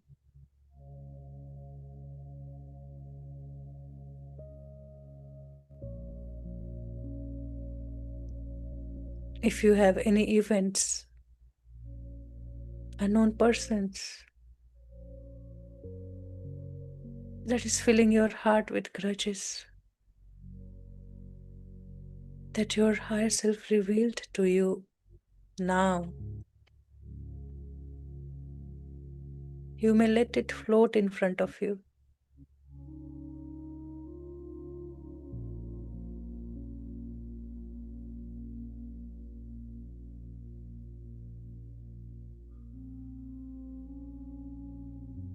And just send love to this experience,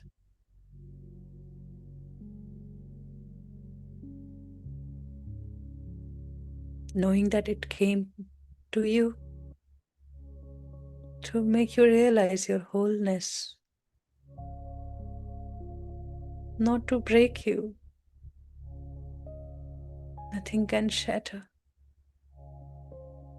or break your vast existence, but it comes to bring what is inside you.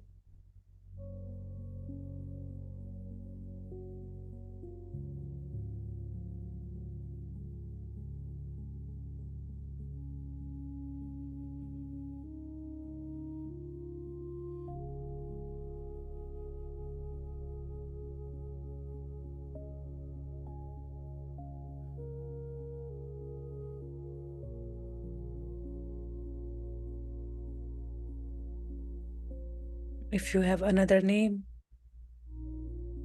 you can bring that in front of you and say it again, that I send you love from my heart, dear name.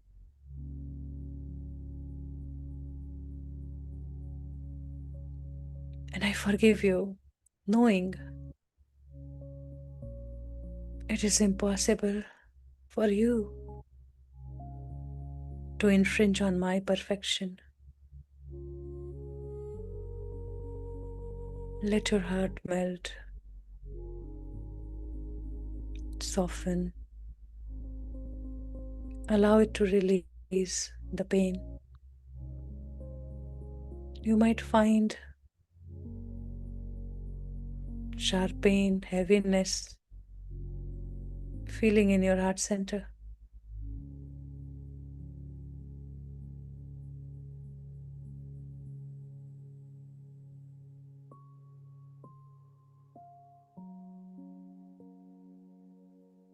Just allow it to release by saying, I choose love.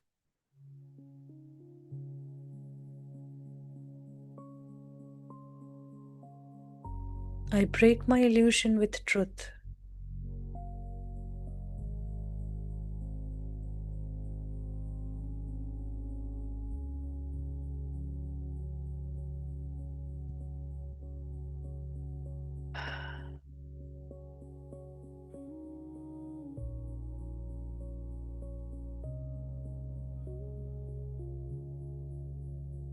You can open your chest more and breathe from here if you feel heavy.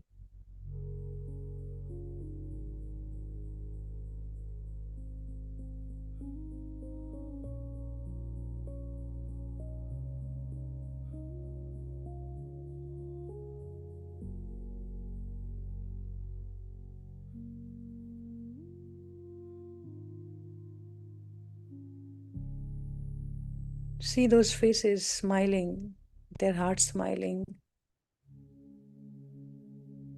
and you're letting them go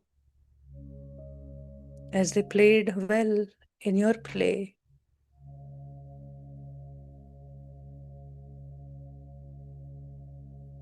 And you are just saying them thanks and releasing with love.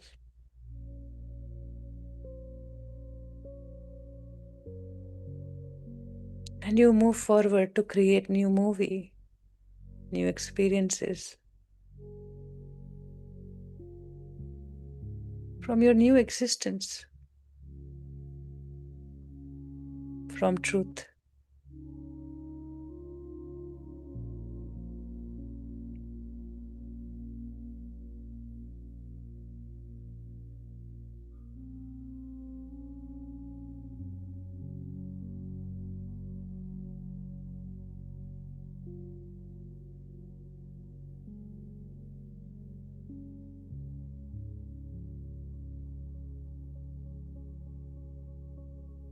Now, take this moment to thank your higher self for guiding you.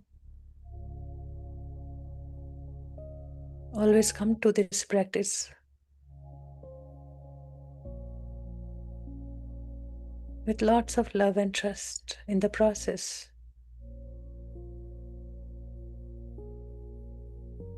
And it will heal you slowly, gradually. And you will feel more lighter every time.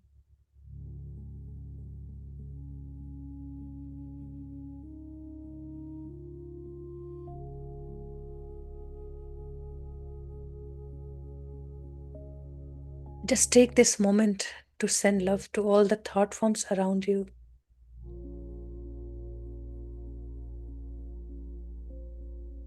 And to all the loved ones in your family, friends, colleagues.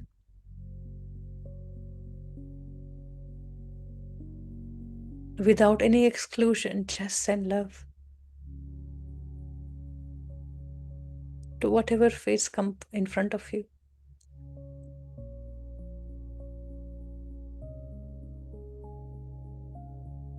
There would be names that would be obvious to you.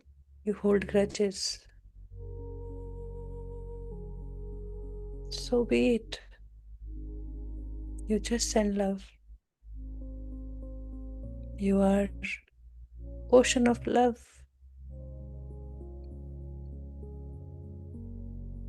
And nothing can make you less. The more you give openly, freely, the more you receive.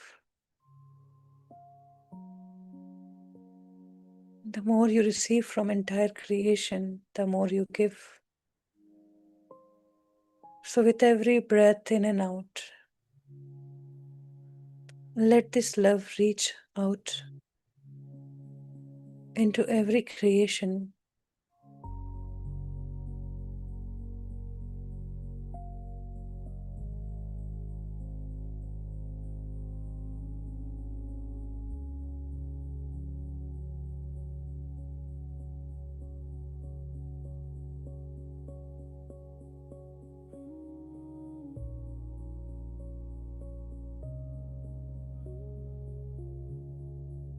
To your creation, to your life and every experience. Send love and be grateful for it.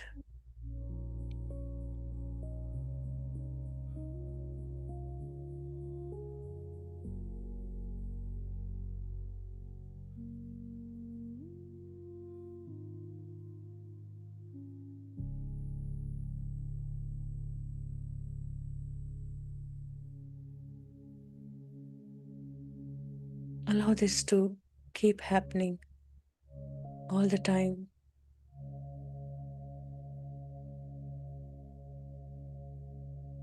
Set it in the motion of sending love as your very second nature.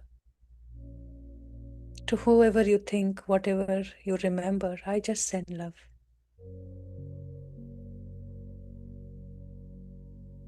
There's nothing to forgive. I realize the truth.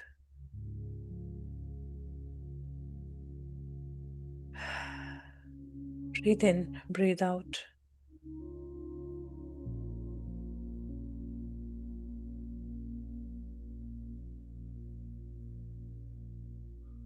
And then close your aura to all except your higher self for further guidance.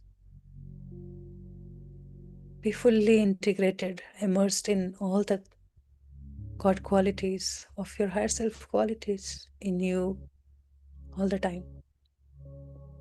Just be aware of it. It's already there.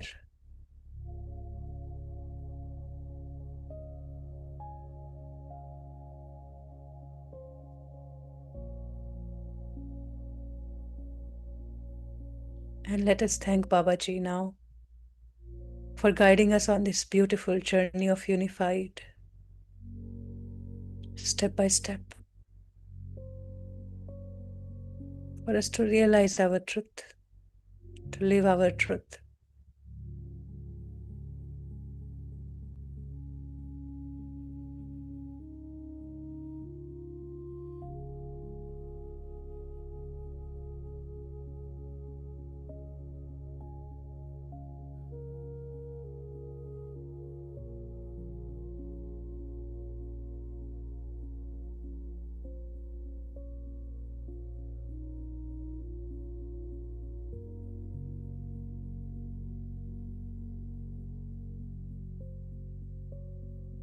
It's a perfect picture, so do not worry. Come back. Come back to your body. Breathe in deep. Take few moments to integrate. For now, gently move your hands, your legs, and bring your palm over your heart first, feeling lots of love and gratitude for everything.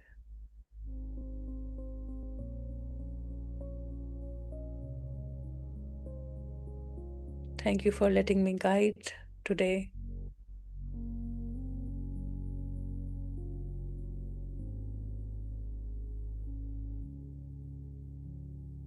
Maybe your heart feels erratic, feels fearful, threatened.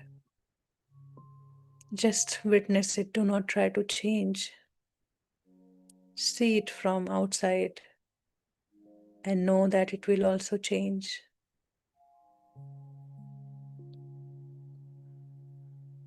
Now gently bring both your palms and put it over your closed eyes for 5, 4, 3, 2, 1. Now you may open your eyes. Welcome back. Take a few moments to integrate. You may want to write down something. Take your time. You will think that you will remember, but you may forget it sooner than you expect or realize.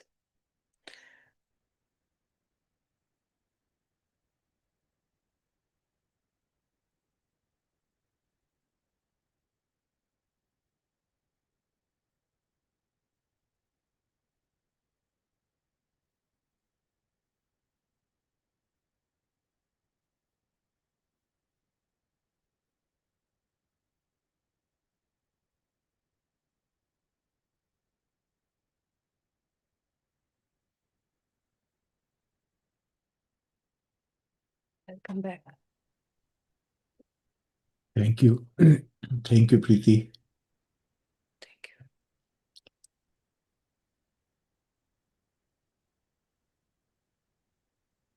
This was a very deep exercise, and I hope you are able to get some results from it.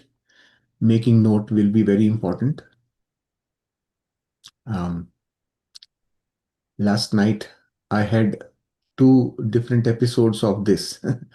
Not exactly this practice, but as I was in deep sleep, I had some knowledge download that was happening, and I got up,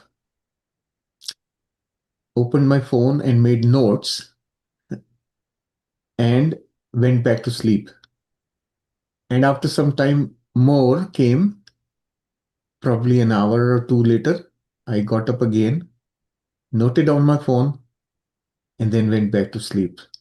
And in the morning, I didn't remember anything. So making notes is that important. In the morning, I was just trying to remember what was that, what it was not coming. Fortunately, I made notes, right? So that's how important it is to note down these names. You will think that, yeah, I will remember, but that is practically difficult. Your mind is engaged in so many things. All right, so let's listen to Grace Ji. Welcome, Grace Ji, after a long time. Good morning, Shailesh ji, Preeti ji.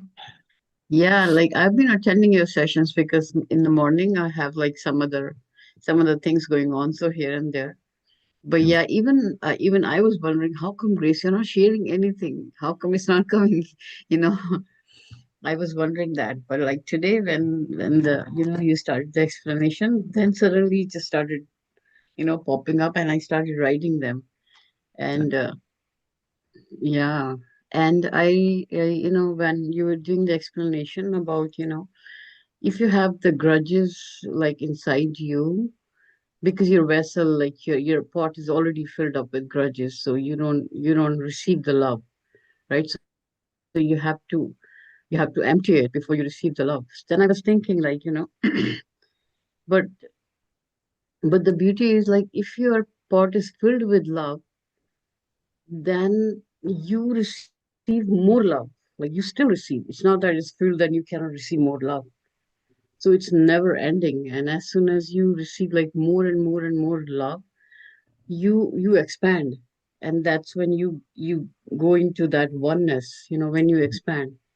And I remember like when the first day we started, Preeti ji at that time, she said that your heart, your entire body becomes your heart.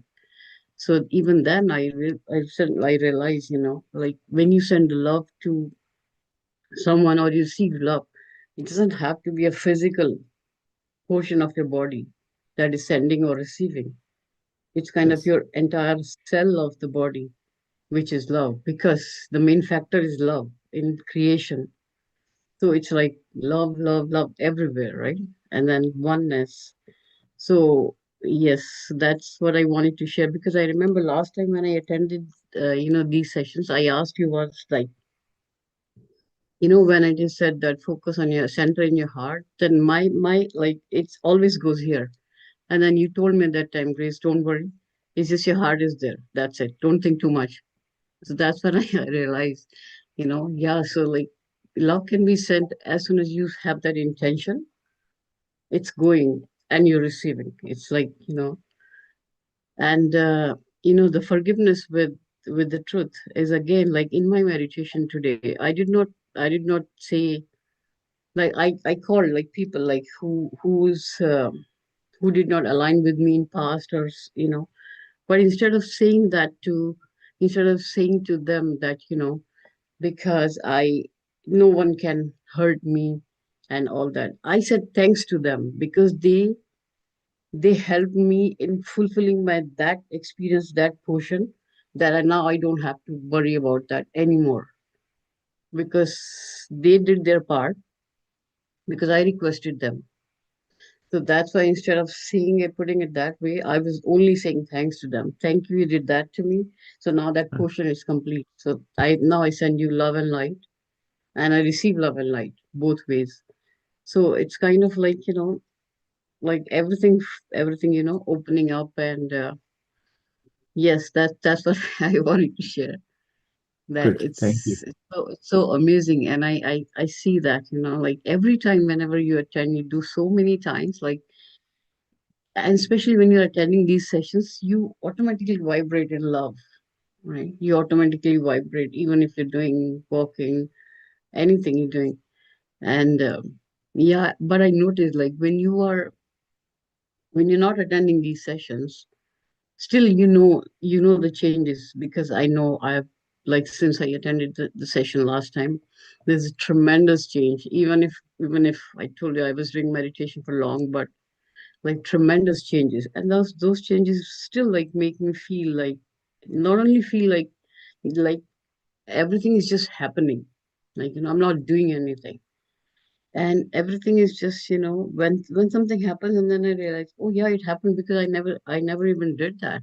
But it happened, and it happened in my favor, no matter what happened. It happens like, even if I get something, not get something, even if I want to do something and I'm not able to do it, but at the end of it, I feel satisfied that it didn't happen or it happened. So it's like the magic, slowly, slowly opening and all that. So yeah, well, it's still like I'm kind of vibrating, I'm kind of feeling that. So yeah, thank you so much to both of you. Thank you, thank you, thank you. Thank you. You are yourself a quality of God, right? Grace is a quality of God. So you are a God quality. You have all the qualities of God, but your primary focus in this lifetime is grace. So you have to become grace. That's it. All that you need is just become grace. Yeah, And everybody around you will benefit from it.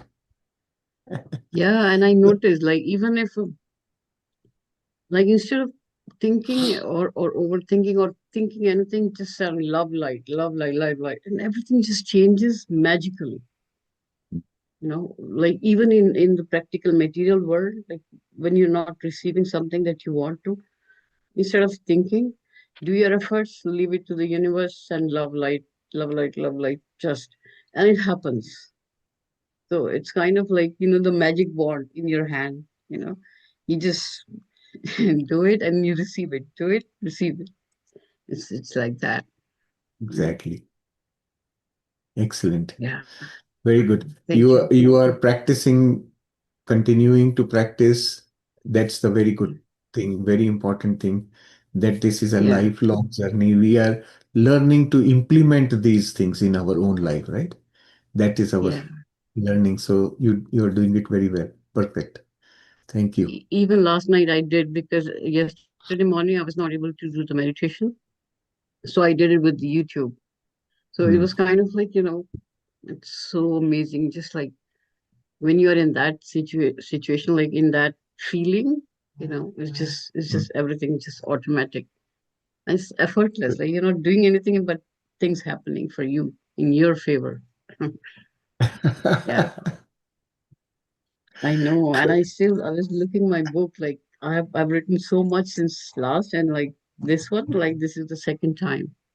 So Beautiful. whenever, yeah, just it's all Excellent. beautiful. Thank you. Yes. Yeah. Thank you for Thank sharing, you. Gracie. Thank you. Thank you to both of you. Thank you. Yes. Achalaji, you can unmute. Want to thank everybody. An amazing meditation today. It was like a light bulb. Through the reading the chapter explanations, and then in meditation. So I'm very, very, very grateful for this deep understanding of the truth. And it is happening like what Grace said, all around. Like yesterday I had, everything was like happening unexpectedly. And at the same times I was watching how whatever was needed in those moments, without me like move from that awareness, um, was seeing, receiving that, correcting those things, and continuing on. It was such an experience, um, I cannot describe. I had a flat tire on a highway.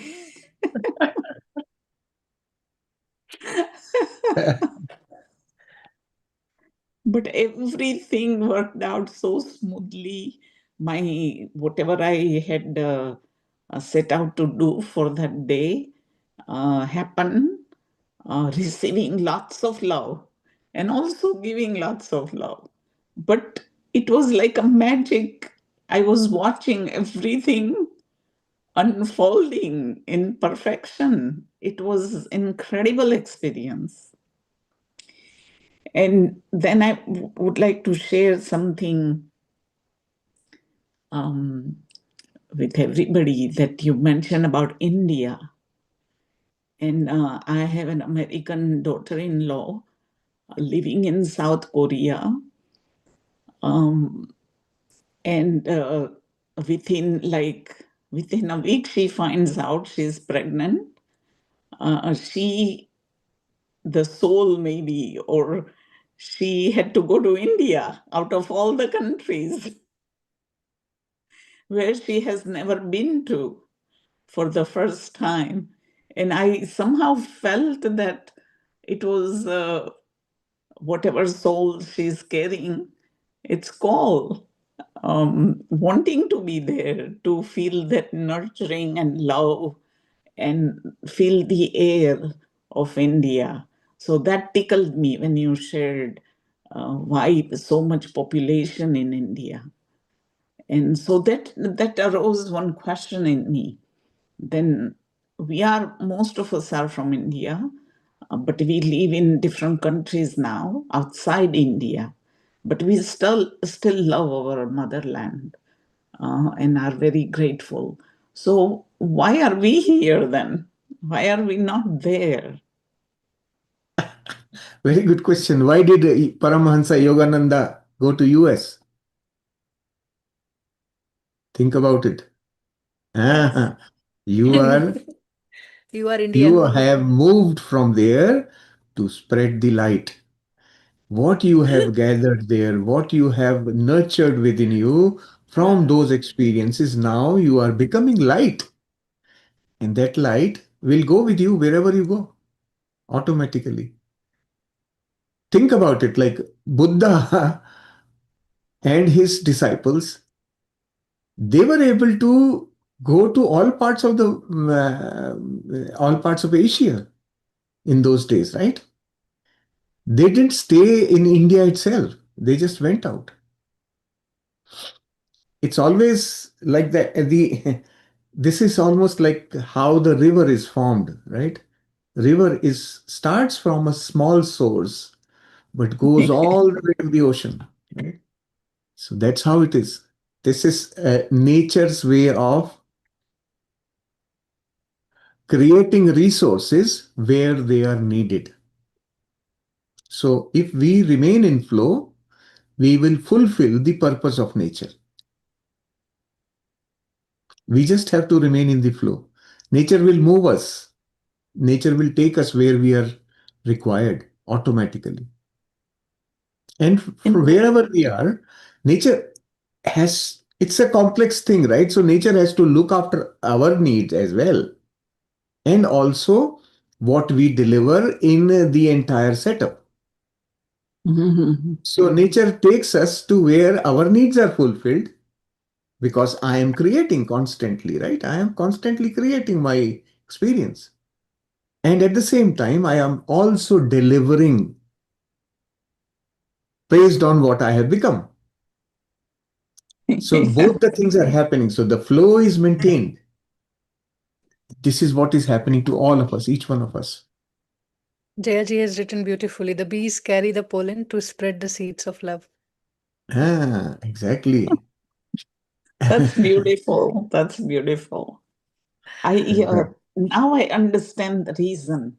My husband is in India. My children are in other countries.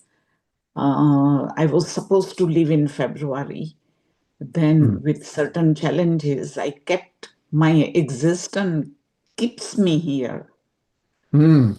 Apart from the opportunities and everybody wants me somewhere else. And yet I'm here. At times I feel what I'm learning, I'm not getting exercise because it's a solitude most of the time, except for whatever I'm facing challenges with, and very, very limited communications with others. But now I understand why this is happening, to deepen all that I know and what I am, that understanding in the truth that I have been working my entire life. Also, also there is another possibility. There is one more possibility that when our life experience is what? It's a mirror for me. For me to know myself, I invite experiences to tell me one aspect of me. Each one is coming and showing me one of my aspects only. Now, when I have gotten all my feedback, I don't need it anymore, right? I don't need the mirrors now. That is the reason why solitude starts trickling into our life. Now the function of the mirror is over. Now we have to digest what we have learned about ourselves. That is the purpose of our spiritual growth now. We have Yes. to incorporate the learning. Yes. This is your time for doing that, right? Yes. So solitude is always to create that strength from what we have known about self. Mhm. It's a And not, I'm nature is so beautifully programmed actually. yes. And I'm loving every moment of my solitude actually. It's Ah, it's such a wonderful ah, awakening, a new awakening I yes. feel in me. Yeah. I Perfect. am so grateful. I feel so complete. I feel so just so grateful that Yeah, that, tears of love and joy and peace and they just flow. yeah. Yeah. Now you have all the inputs. Now you are doing fermentation process to digest. Yes, yes, Tears are yes. coming from the fermentation and you are beginning to consolidate. That's why you feel complete. Feeling complete means I now have what I needed. Mm. So you feel complete, satisfied, right? And that Yes, yes. satisfaction brings happiness. That satisfaction, as we know from the first paragraph of this book, is part of that receiving. When once you eliminate the blocks in the flow, that flow, once it establishes properly, then you begin to feel that unlimitedness. Then you have no boundaries anymore. So this is all create the process of creation. We are all going to, at some stage or the other in our life, we begin to experience those changes. So it's I'm beautifully so programmed. grateful. We don't really have to do much. All that we have to, why we are learning all this is to know the answer to our questions. Why is Yes. this happening? Right? Why do people create such horrifying experiences in life? That why is answered through this knowing. We begin to know. So that's happening slowly and gradually. The more we know ourselves, the more we feel the satisfaction and completeness. The experiences complete us, right? And still, Yeah. that question is still there. Where did that, what we call God's thought, first thought, which It was reached? okay. To satisfy your question, I can tell you it was in my backyard. That's where it started. So, started from my backyard. It is the mind which is asking the question. So, to satisfy the mind, say that go to my backyard and check there. It's all there. You will get the answer. Okay. By the way, that's what Einstein question was too. When he was looking for the unified field truth, that's what he found. Uh, yes, He found but it in his backyard. it is No, actually that question backyard is that there also is very one mind far. that created all. Uh, it is backyard is also very far. When we say it's in my backyard, that means it's in my vicinity, you can call it. And actually, it is within, not even outside. And that's where you are traveling right now. So sooner or later, you will go and encounter that origin also. Just think about the unified field if it is present Uh, from where every creation starts. Now, who created? How does it matter? But if you it will didn't matter, know. then why? If it didn't matter, then why mind came up with this thought that where did the first thought came from? How Mind does it always matter? works with You cause want and to effect. make no, you want to give an identity, an ego to something, and then everybody will be slave to it. But why do you Ah, forget that everything was existed already in that field, and it just got a little stirring? And who wants to know which one first or who was first? It was there always. You are existing in a museum where everything exists, but you can't see the entire museum in one shot, right? You will see only what's in front of you. And if someone else is there in the museum, they are seeing what they have in front of them. but we are capable of seeing if Yes. we pull ourselves out. We Mm. can we can comprehend everything actually No, because comprehend, no. No comprehend. because Feel, Comprehension is mind. feel or know, but you can say that knowing cannot be expressed, will not be expressed through words. And it Exactly. is there inside you. It's just that your logical mind wants to put a name, a figure, or somebody, someone. But that is a redundant question, though. Just know Mind that is unified field incapable. that exists. Mind is incapable of understanding it. It is limited. From limited, you cannot understand that which is infinite.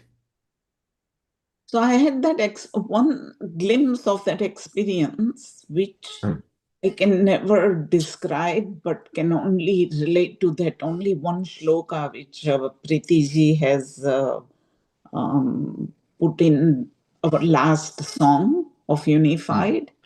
mm, That's the closest I ever came to in experience. I mm, just had a glimpse and I mm. know it. I know Ah. it. So now what are you searching then? The mind is the You know, the limited answer mind. to, The limited mind is asking question, I think.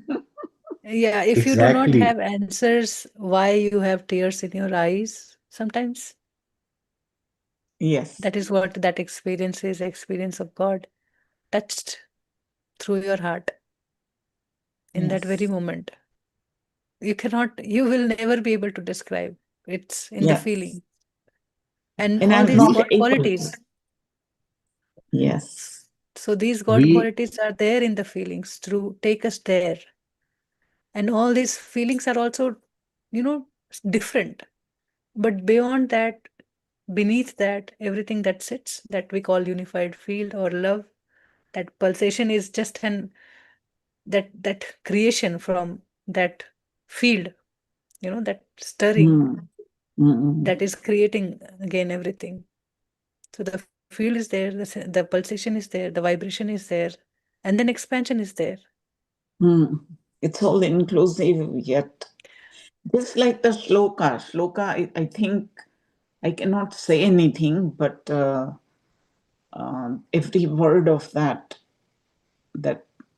unified song and that shloka Purna Mother is what I just come to or end to. Just know that correct. you know it. And how does it change your life? Just look at that. And Neha ji is very much, she has reminded here that Buddha's point was very clear. And he's just said, don't waste your life in questioning that, do not end your suffering. But if this question is like stuck somewhere in your head and you're like coming back to this again and again, just say that you know it. When you do not have answers for something to say, like the tears in your eyes, you cannot express why. So take it that you know it and then see how does it change your life. Mhm. How does it change your perception, your expression? And that's the only question that brings sometimes the feeling of tiny lack, just that tiny lack that I'm not there yet because of that question. But yet my experience says it otherwise of that. You But the have the very first answer of your chapter question says that already. you are that. You have not even understood the answer to your questions. You are simply stuck with the question, but answer is coming. You are not paying attention to the answer. You are so stuck with the question. I'll tell you why. That momentary experience which you are calling, that experience of totality, was the answer. Hmm. It is telling you that mind understands only in terms of origin, starting point, and that which has a starting point will also have an ending point, which will end in the mind. So mind only works with start and end. It is called time. Totality is outside time. Yes, yes, So absolutely. outside time, there is no origin and no end, nowhere to go. There That's is what no the time. That was the answer to you. You did not recognize it. thank you, Yes. thank you. I am starting to I'm starting to see that. Yes. Okay. Thank you. Thank you, thank you, thank you, thank you, thank you. Thank you everyone too. All right, Swastika, you can unmute.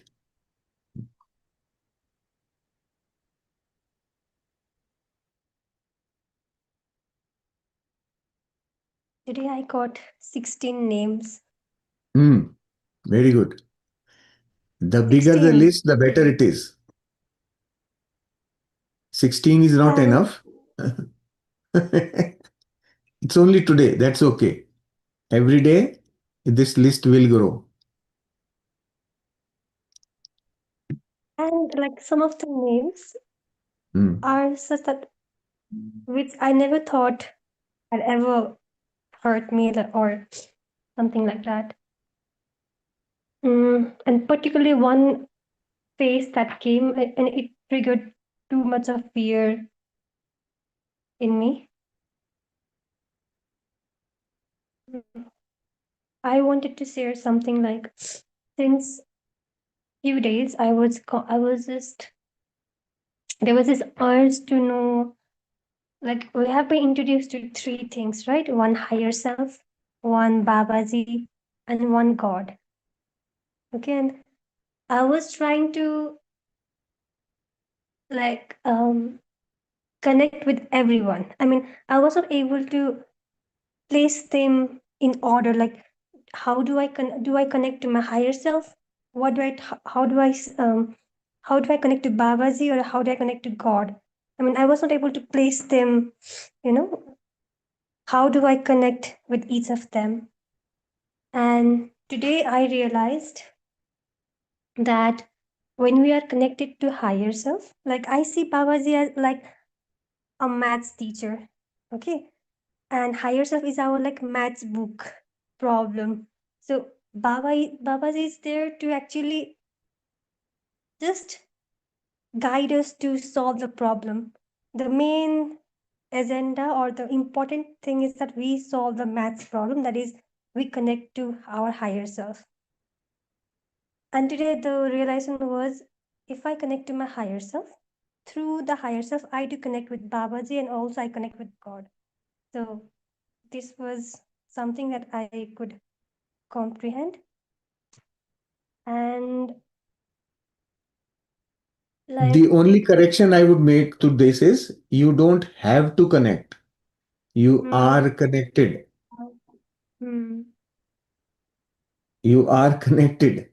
You have to hmm, only bring your awareness there. okay.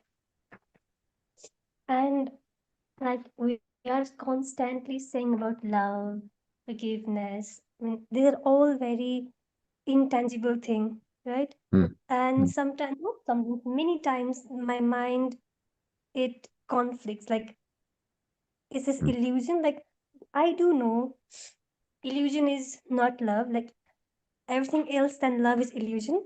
But also, while we are in during the day, especially when we're interacting everything, then it becomes like, is really what I'm doing is illusion, or is this something like, it feels difficult to trust. Today, and and it clicked to me that rainbow is always there, right? Like in the rays of the sun, there's always a rainbow. This It's just that we don't see it, but it's always there, and only sometimes we get a glimpse of it, right? So it felt like, mm. okay, all the things that we talk about, it's real, it's there. It's just that we don't see it, like rainbow. I felt that, and I have this issue of trust and impatience, like a lot. When I'm calm, when I'm in a good state, I am okay. Yeah, I have to. No, not like I have to. I am patient. I know this is going to unfold at its Mm. own time.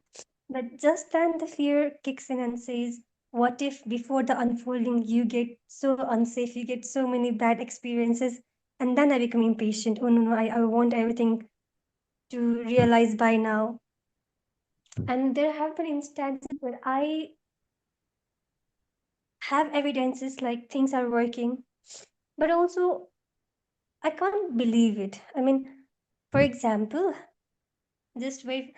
I was feeling lonely for some time here, and I just was praying, "Harsh, just give me some friends." And then yesterday, I never used to, walk around this this town.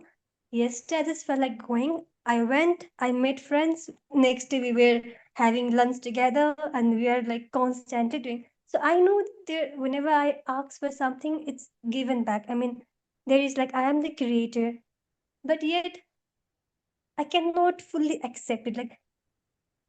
Like one step I get evidence, I accept it. But next step I am again questioning everything. Mm. And hmm, that's it. Oh yeah, and So, one mm, good mm, one mm, mm. one good thing is that, like, before I used to be, I made the mistake. I used to be guilty of it, right? Now I can sense that in my thinking, I don't think I made a mistake. Like, oh, it was my imperfect thinking that went this way. I don't feel guilty of things now, and that is a progress to me, because now my Very good. my my mind does not blame me. It's only says, okay, that happened because I was thinking imperfectly. So Mm. I have begun to separate me and my thoughts. That is that is a nice progress that I want to say. Very good. This is very And big progress. You are crying, making that progress. Mm. yes. And like when Atlaji was speaking, out of nowhere I started crying. I don't know why. There's nothing to cry. Also, it wasn't of sadness. It was just something was just coming out. Why does that happen? Because that is a common experience of each one of us. We just don't remember it. That's why when she said you were able to, at some level within you, you were able to connect with it. Yes, that's true. That's the truth. When she said I had a glimpse, right? And that glimpse we all have. Because that is our default state. It is like you want to go and watch a movie, right? Outside the theater, you know everything, all the things are the way they are. When you go inside the theater, you sit and you start watching the movie, you suddenly completely lose track of all the reality. You are in the movie, right? In between the movie, when you uh, get some kind of disturbance, noise from elsewhere, you momentarily get back into your reality and then come back to the movie. Mm. Your purpose is to enjoy the movie. That's why you are here. And once the movie is over, you just go back to your own reality. That's the glimpse thing in between, is that only that noise that brings you out of the movie and then you go back in it. So those glimpses show you your own reality. That is your I'm truth. from your analogy, I'm confused.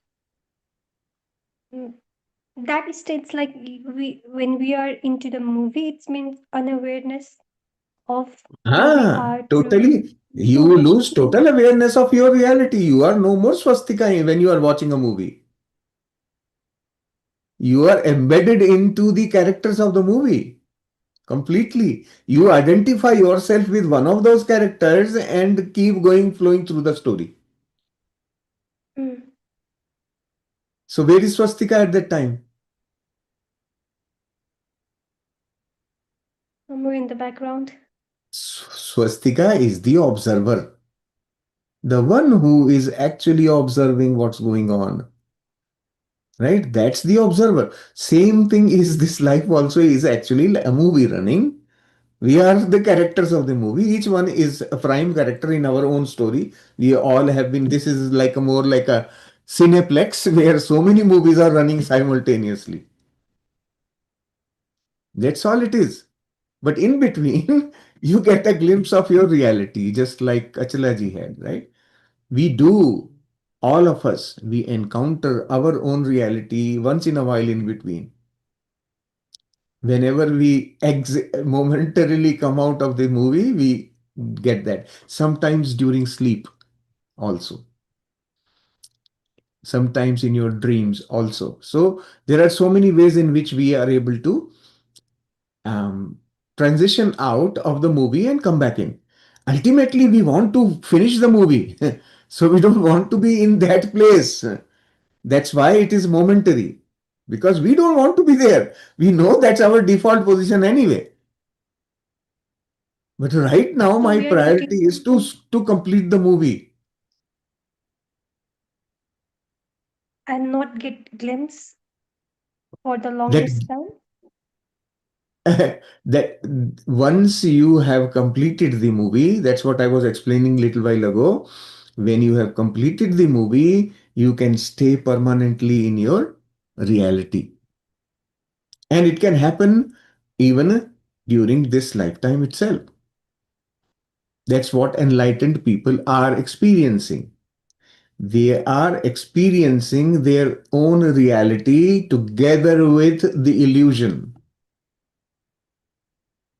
That's called totality. So it's just slow process. I wouldn't call it really slow. It depends on your agenda, how big your movie is. If it is 1.5 hours, it's you will spend 1.5 hours in the movie. If it is 4 hours, then you will spend 4 hours in the movie, depending on what kind of movie you are trying to watch. But it's a movie for sure, right? Knowing that these are all characters, I chose the storyline and I am the main character of this movie. Usually, when you are watching movies, you will associate with primarily the main characters of that movie. That's one of them, you will become one of them, the main characters, and then travel through the story. Exp- and the fun thing is, your experience is real. You will cry, you will laugh, you will do all those emotions because that is real. But you transitioned into the role, experienced reality, and came back. At the end of the movie, you know that okay, it was just a movie. But your experience stays with you. It doesn't go away. That experience of a character, let's say it's a poor man's character. So that experience of a poor man's life will stay with you. Doesn't go away.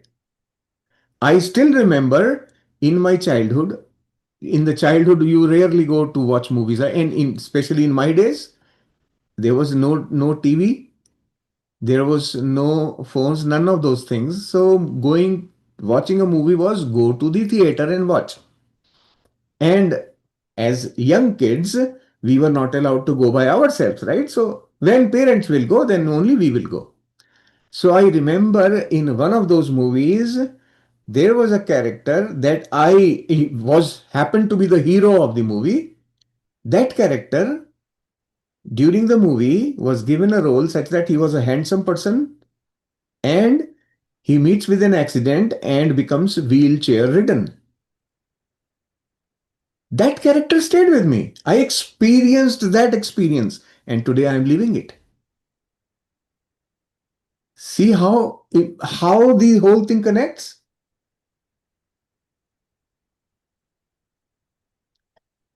Experience is real. Ah, so know it. Knowing this is what we are trying to do is knowing.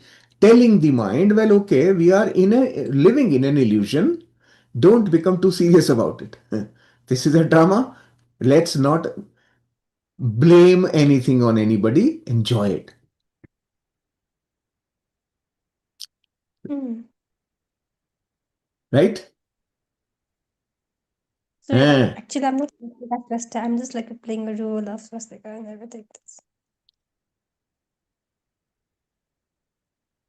hmm.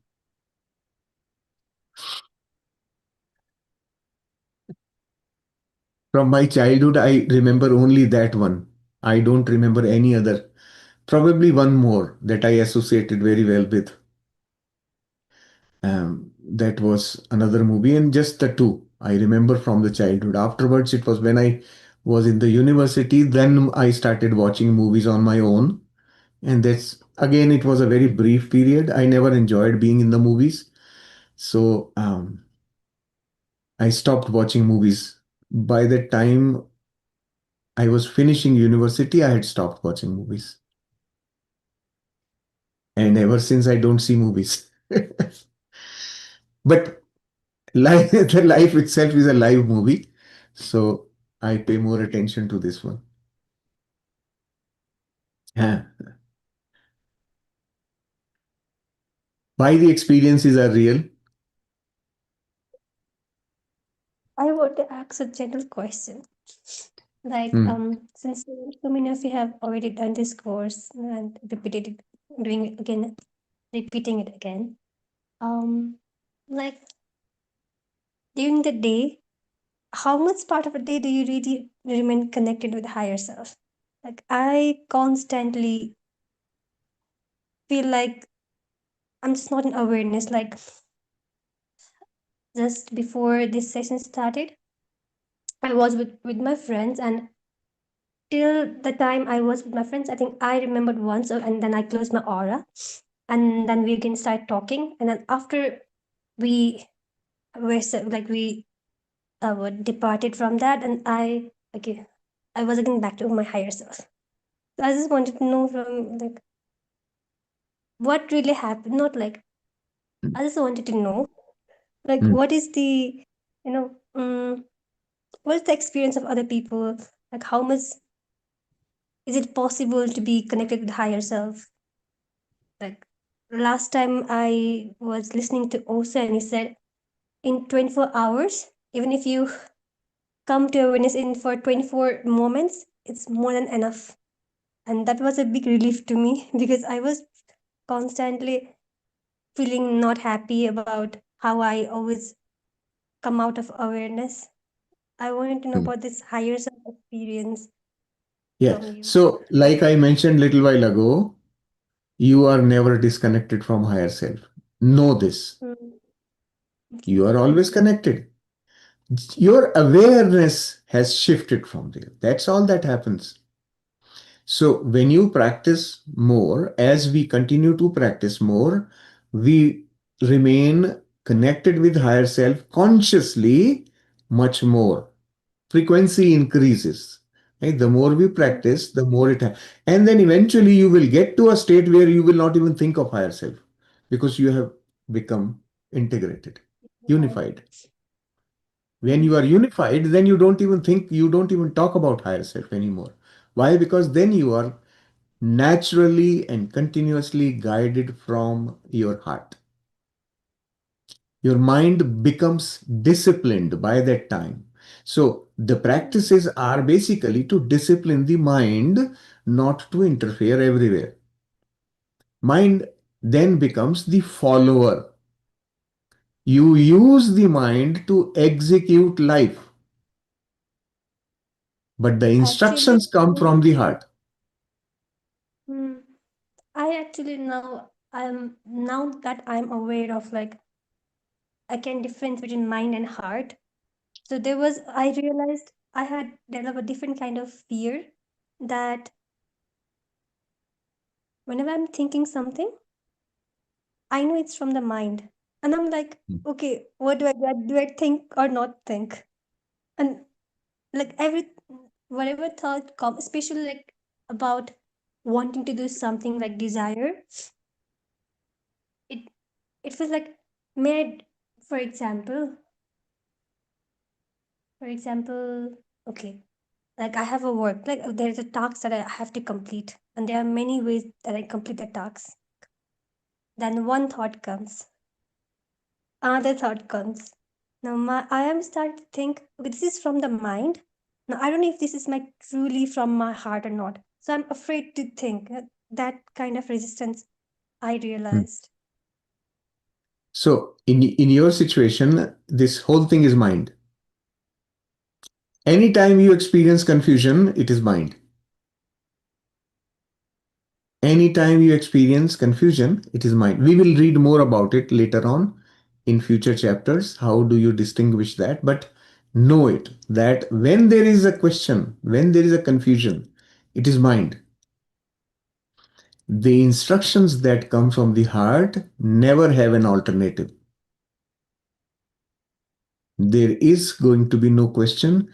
You will know it from within automatically. If you are questioning, then it is the mind. Because I your also higher wisdom knows that mind has limitations, so it has to question. hmm, But the one who I knows also all, the all knowing intelligence, doesn't have to ask questions.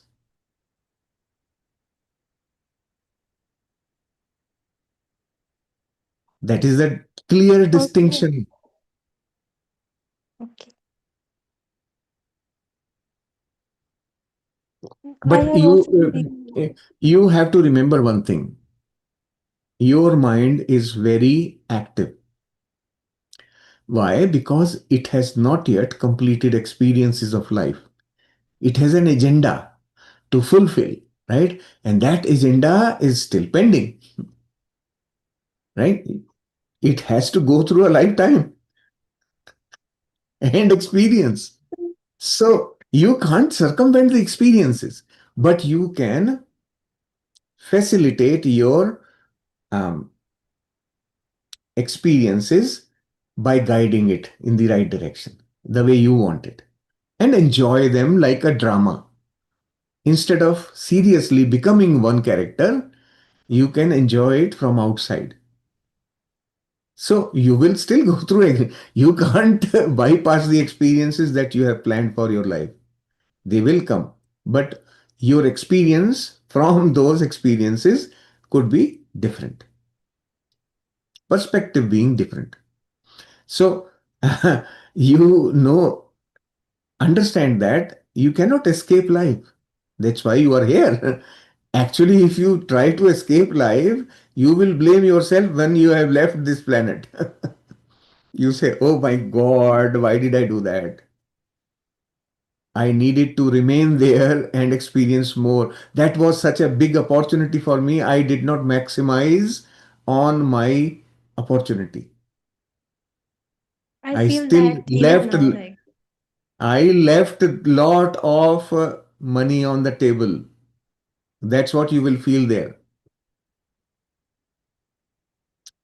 no, I feel that. I mean, as I said, I do know this thing that if I run away from life, it's gonna always come in front of me now wherever I go. So In Hmm. from my experience, I have been running from my thesis. Like I could have completed that 2 years ago, but I was always like, no, I cannot. And then next, I get the opportunity, I can like run from it. So I Hmm. sense that I do have a sense of that it's coming, but Hmm. But what about thinking that I am not ready for it yet? Think it hmm, like that. That thesis is not right. happening because I'm not ready for it yet. Okay, fine. Let me first of all finish those things which will make me ready. Then I will do it. Right? Understand that. And many a things in our life experience, many things will remain incomplete also because we have forced them upon our agenda. They were not in my original agenda. I pulled Yeah. extra items that meeting time is not enough. I will have to drop them. Hmm. That's it.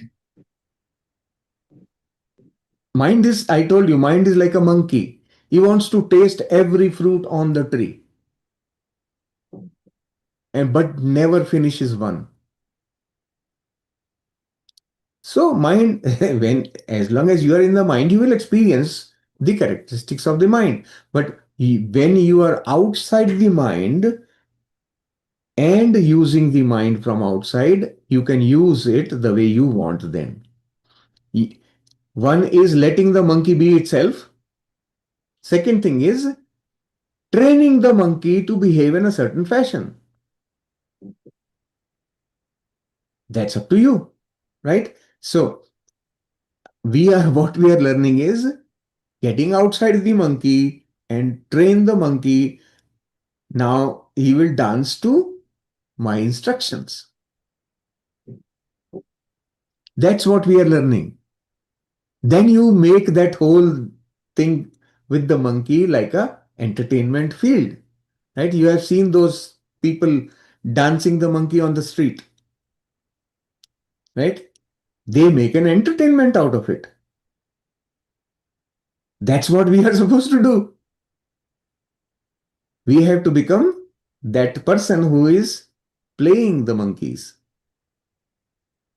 That's what we will become. Even when you are outside the mind, you can then see the whole characteristics of the monkey, how my monkey behaves. Can I give it a female character or a male character? What kind of thing I can get this monkey to do? And then create an entertaining scene, create an entertaining drama. Then I am controlling the monkey. And when I am controlling the monkey means what? I am controlling from all-knowing intelligence. Hmm. Then what are the chances of my success? 100%. Much more, much better. Hmm. Isn't it 100%? It is what? Isn't it 100? Isn't it 100%? 100% is mental definition. For the heart, there is nothing 100. Heart is limitless. There is no end. 100 is limited. I also From the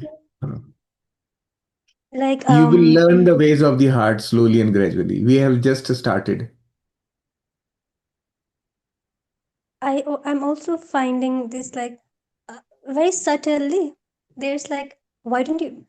I mean, whenever a subtle thought, it could be said thought, like it comes from the heart. It says like, why don't you?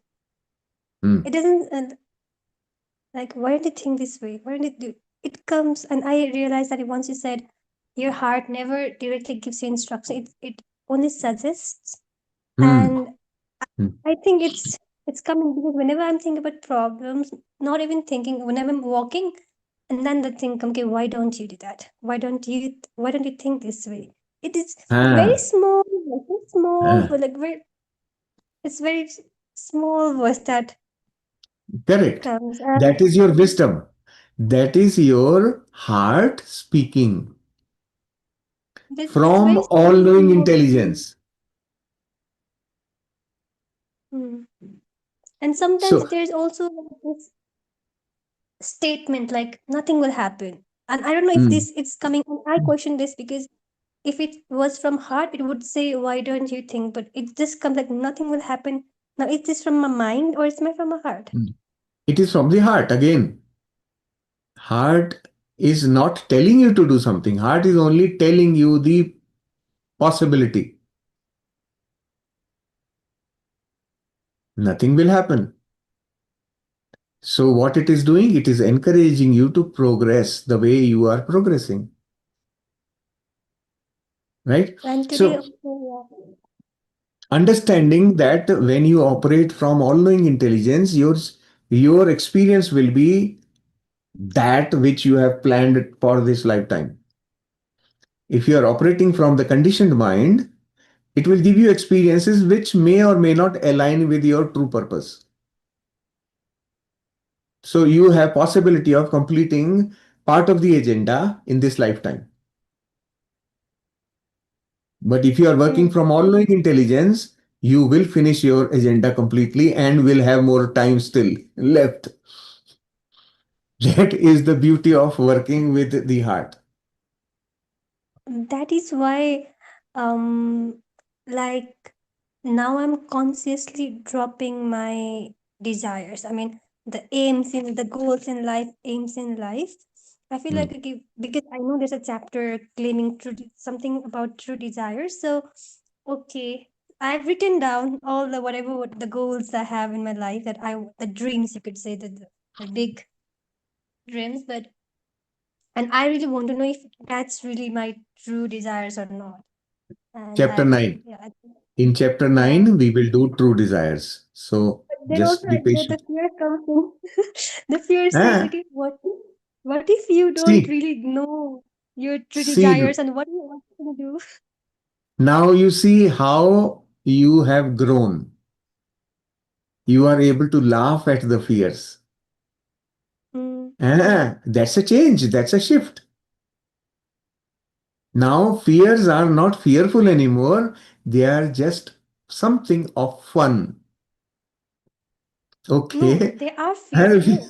They are fearful. So they are still fearful, but not But very intensely. But just like uh, I just know, okay, this is coming from my imperfect thinking, and ah, it does not yes. really haunt me. It makes me Ah, fear, but it's not haunting me so much. correct. Yeah, that's a shift. And slowly and gradually, when you ignore them, they will stop coming. When you work with your heart, you begin to ignore the mind. Mind starts falling in line with your instructions. Right now, it is wild. Let it be. Don't worry about it. Ignore it. Let it be wild. Doesn't matter. That wildness will start subsiding as you begin to focus on your heart. Right? This is only the sixth week we are working with the heart. So we are slowly going there. And then in week number, I think 22, we are going to bring the mind and heart together. We are not going to discard the mind altogether. No, mind is a very important tool. We will be using it, Mm. but we will be using it the way we want. We will not let the mind use my opportunity and consume all my data, and I have nothing left for my use. I have begun Right? to realize next very hardly like how much I let my fear actually like waste not waste like from reaching my Con- potential like what had Consuming. before Yeah, I yeah. yeah before I used to be see fear as something I can never go through it pass through it. Now do I feel fear? I see it Yes. like something separate from me and how it actually stopped me how like how do I say that means I can just think that oh I could actually have easily done that had I not been fearful. Like fear has come to, I think it was this big before. Now I think it's like this big. Hmm. Hmm. Like Yes, I deal with it.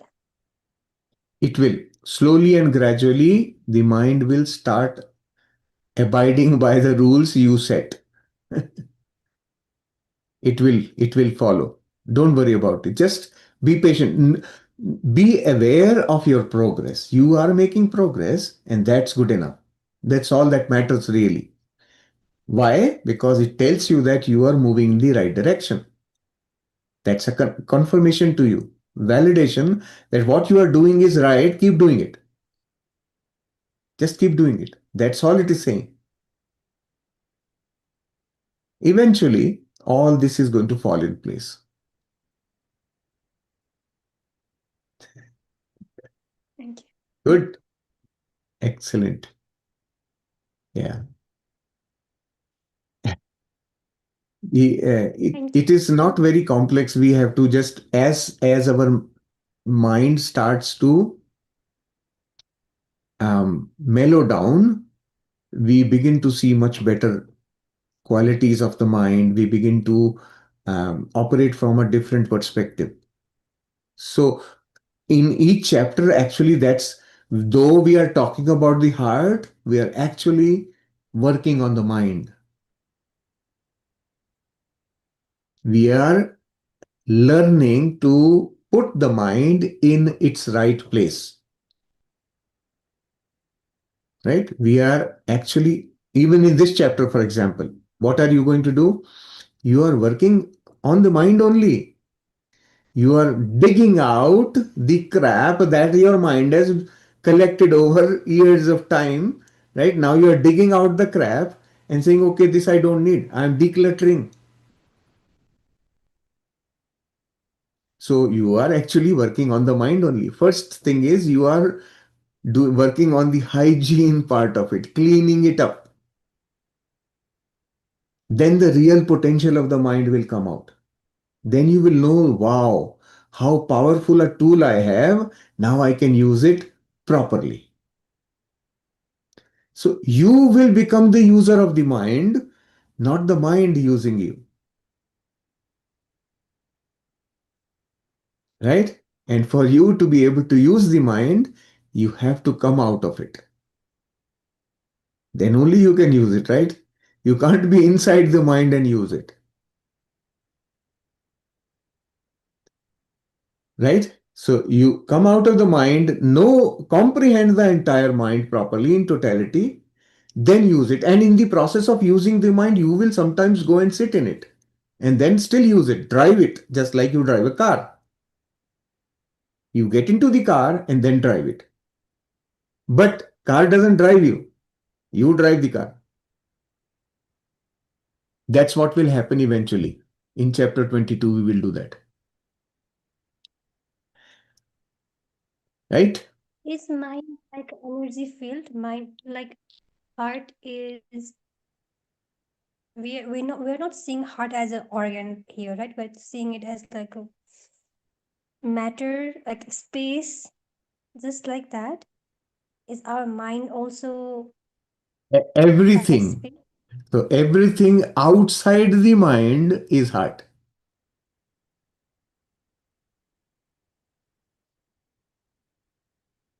Like Everything how the way we outside. talk to our heart. Mm. Can we So also talk right to our now, mind like that? why do we have to talk to the heart? Because we are in the mind. So we are trying to talk to someone which is outside the mind.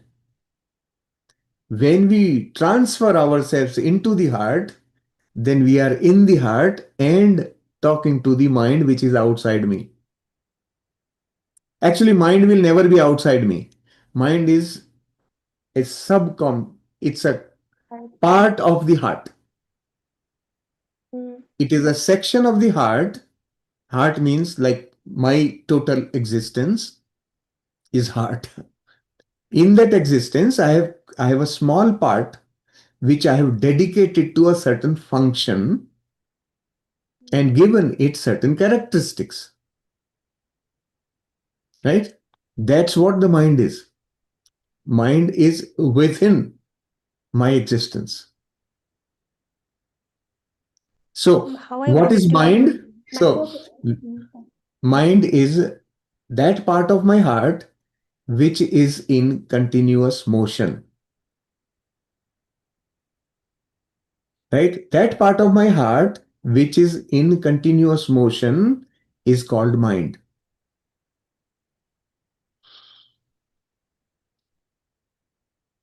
My When the question came motion, from. when the motion and movement starts to subside, the quieter that motion becomes, the more the mind becomes the heart. Eventually, the same mind functions as the heart only. When it is quietened, when it calms down, when you are at total peace, your mind functions as the heart. My question came from this context that, like, every cell of our body is is a separate consciousness. Like it all, everything has consciousness to it. It Hmm. has its own intelligence. Just that mind is also like, is it like that? Like it having its own intelligence, its own existence, and we could just send love to mind to like come down. Yeah, Can you you get that? you can go into cellular stage, but this, if you understand what fractals are, what is a fractal? Study, Google fractal, Fractal, fractal. Fractal means everything when you, principle of hologram, when you break it down into small parts, each part is a total replica of the big one. Hmm. That's how holograms are created. So this entire existence has, that's the nature, fractal nature of nature. Every single element has total characteristics of the Hmm. big existence. We are made in the image of God. This is what it means. Each one of us has all the qualities of the God. Same way, if you go drill down within you, if you consider this body to be you, every cell of the body is an image of you. So it has all the qualities that you have,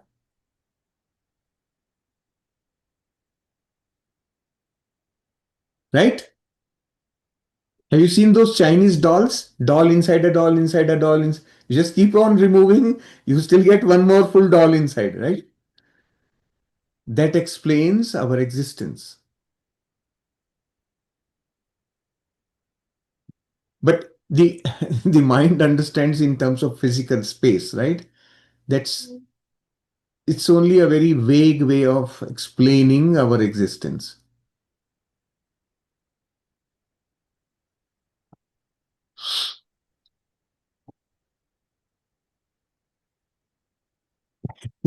Digest it. It takes time. Mind will not be able to comprehend this easily. Give it time. Be gentle, be loving to your mind. Well, okay, I have given you the idea, now think over it. Mind will, Yeah. one day it will say, okay, now I understand what you are trying to teach me. It will come back, come fall in line.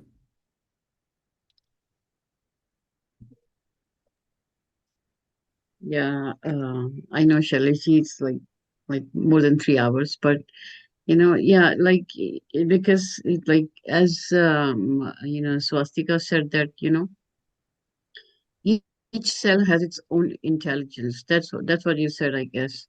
So when you say that, Shailaji, please correct me if I'm wrong.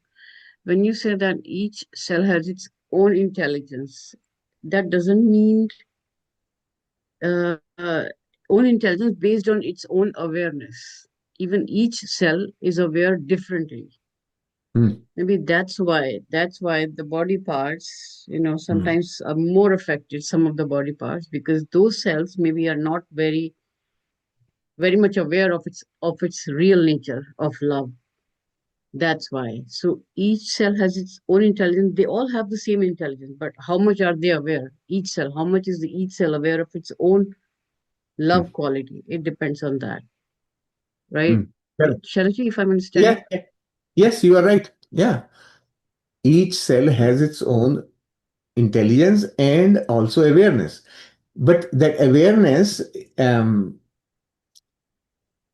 every cell is unique, like each one of us is unique. It has its uniqueness, Yes. right? While being in the image of God, because it is again the essence is love, right? It's created Yes, from yes. love only. Essence is love.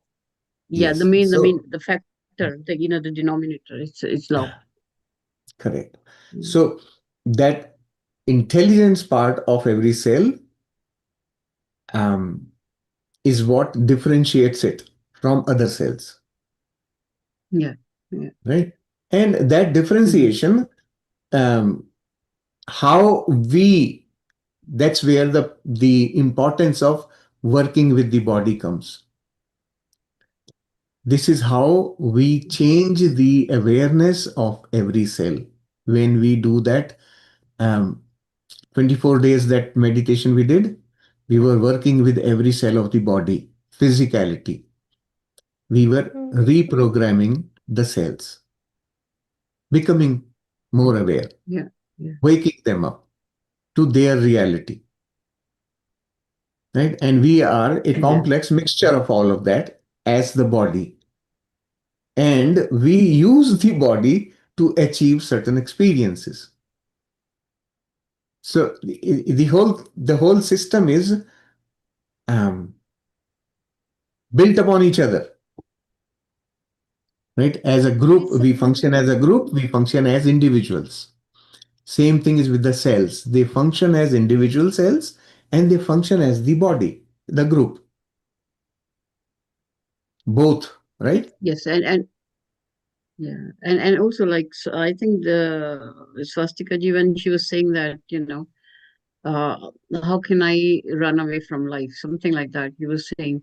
But but I think we need to understand what life is first of all. Life is that spark of love inside you, which is which permeates your entire body and existence and everything. So no Hmm. matter where you go, it's always with you. So there's no concept of running away from life because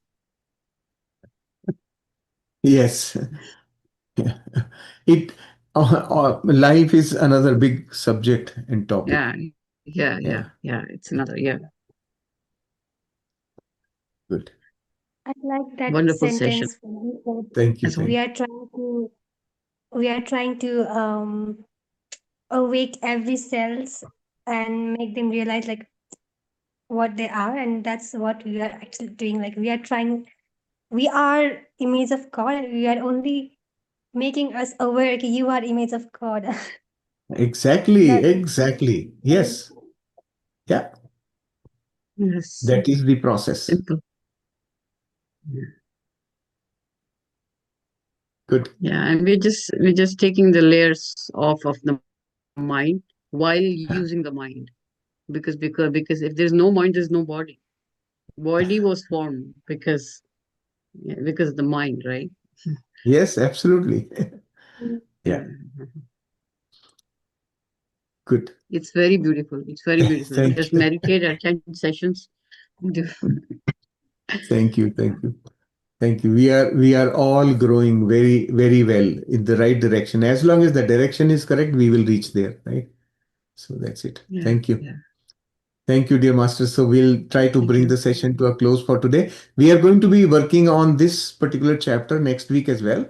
So continue your practice next week again, because this is a deeper thing to absorb. We will find it slightly difficult, but let's do it together. So next week again, we'll continue on this only. So tomorrow, let's get together and complete. Please make sure that you read the chapter slowly as requested in the chapter itself. Right? So do that. Thank you. Thank you for being here.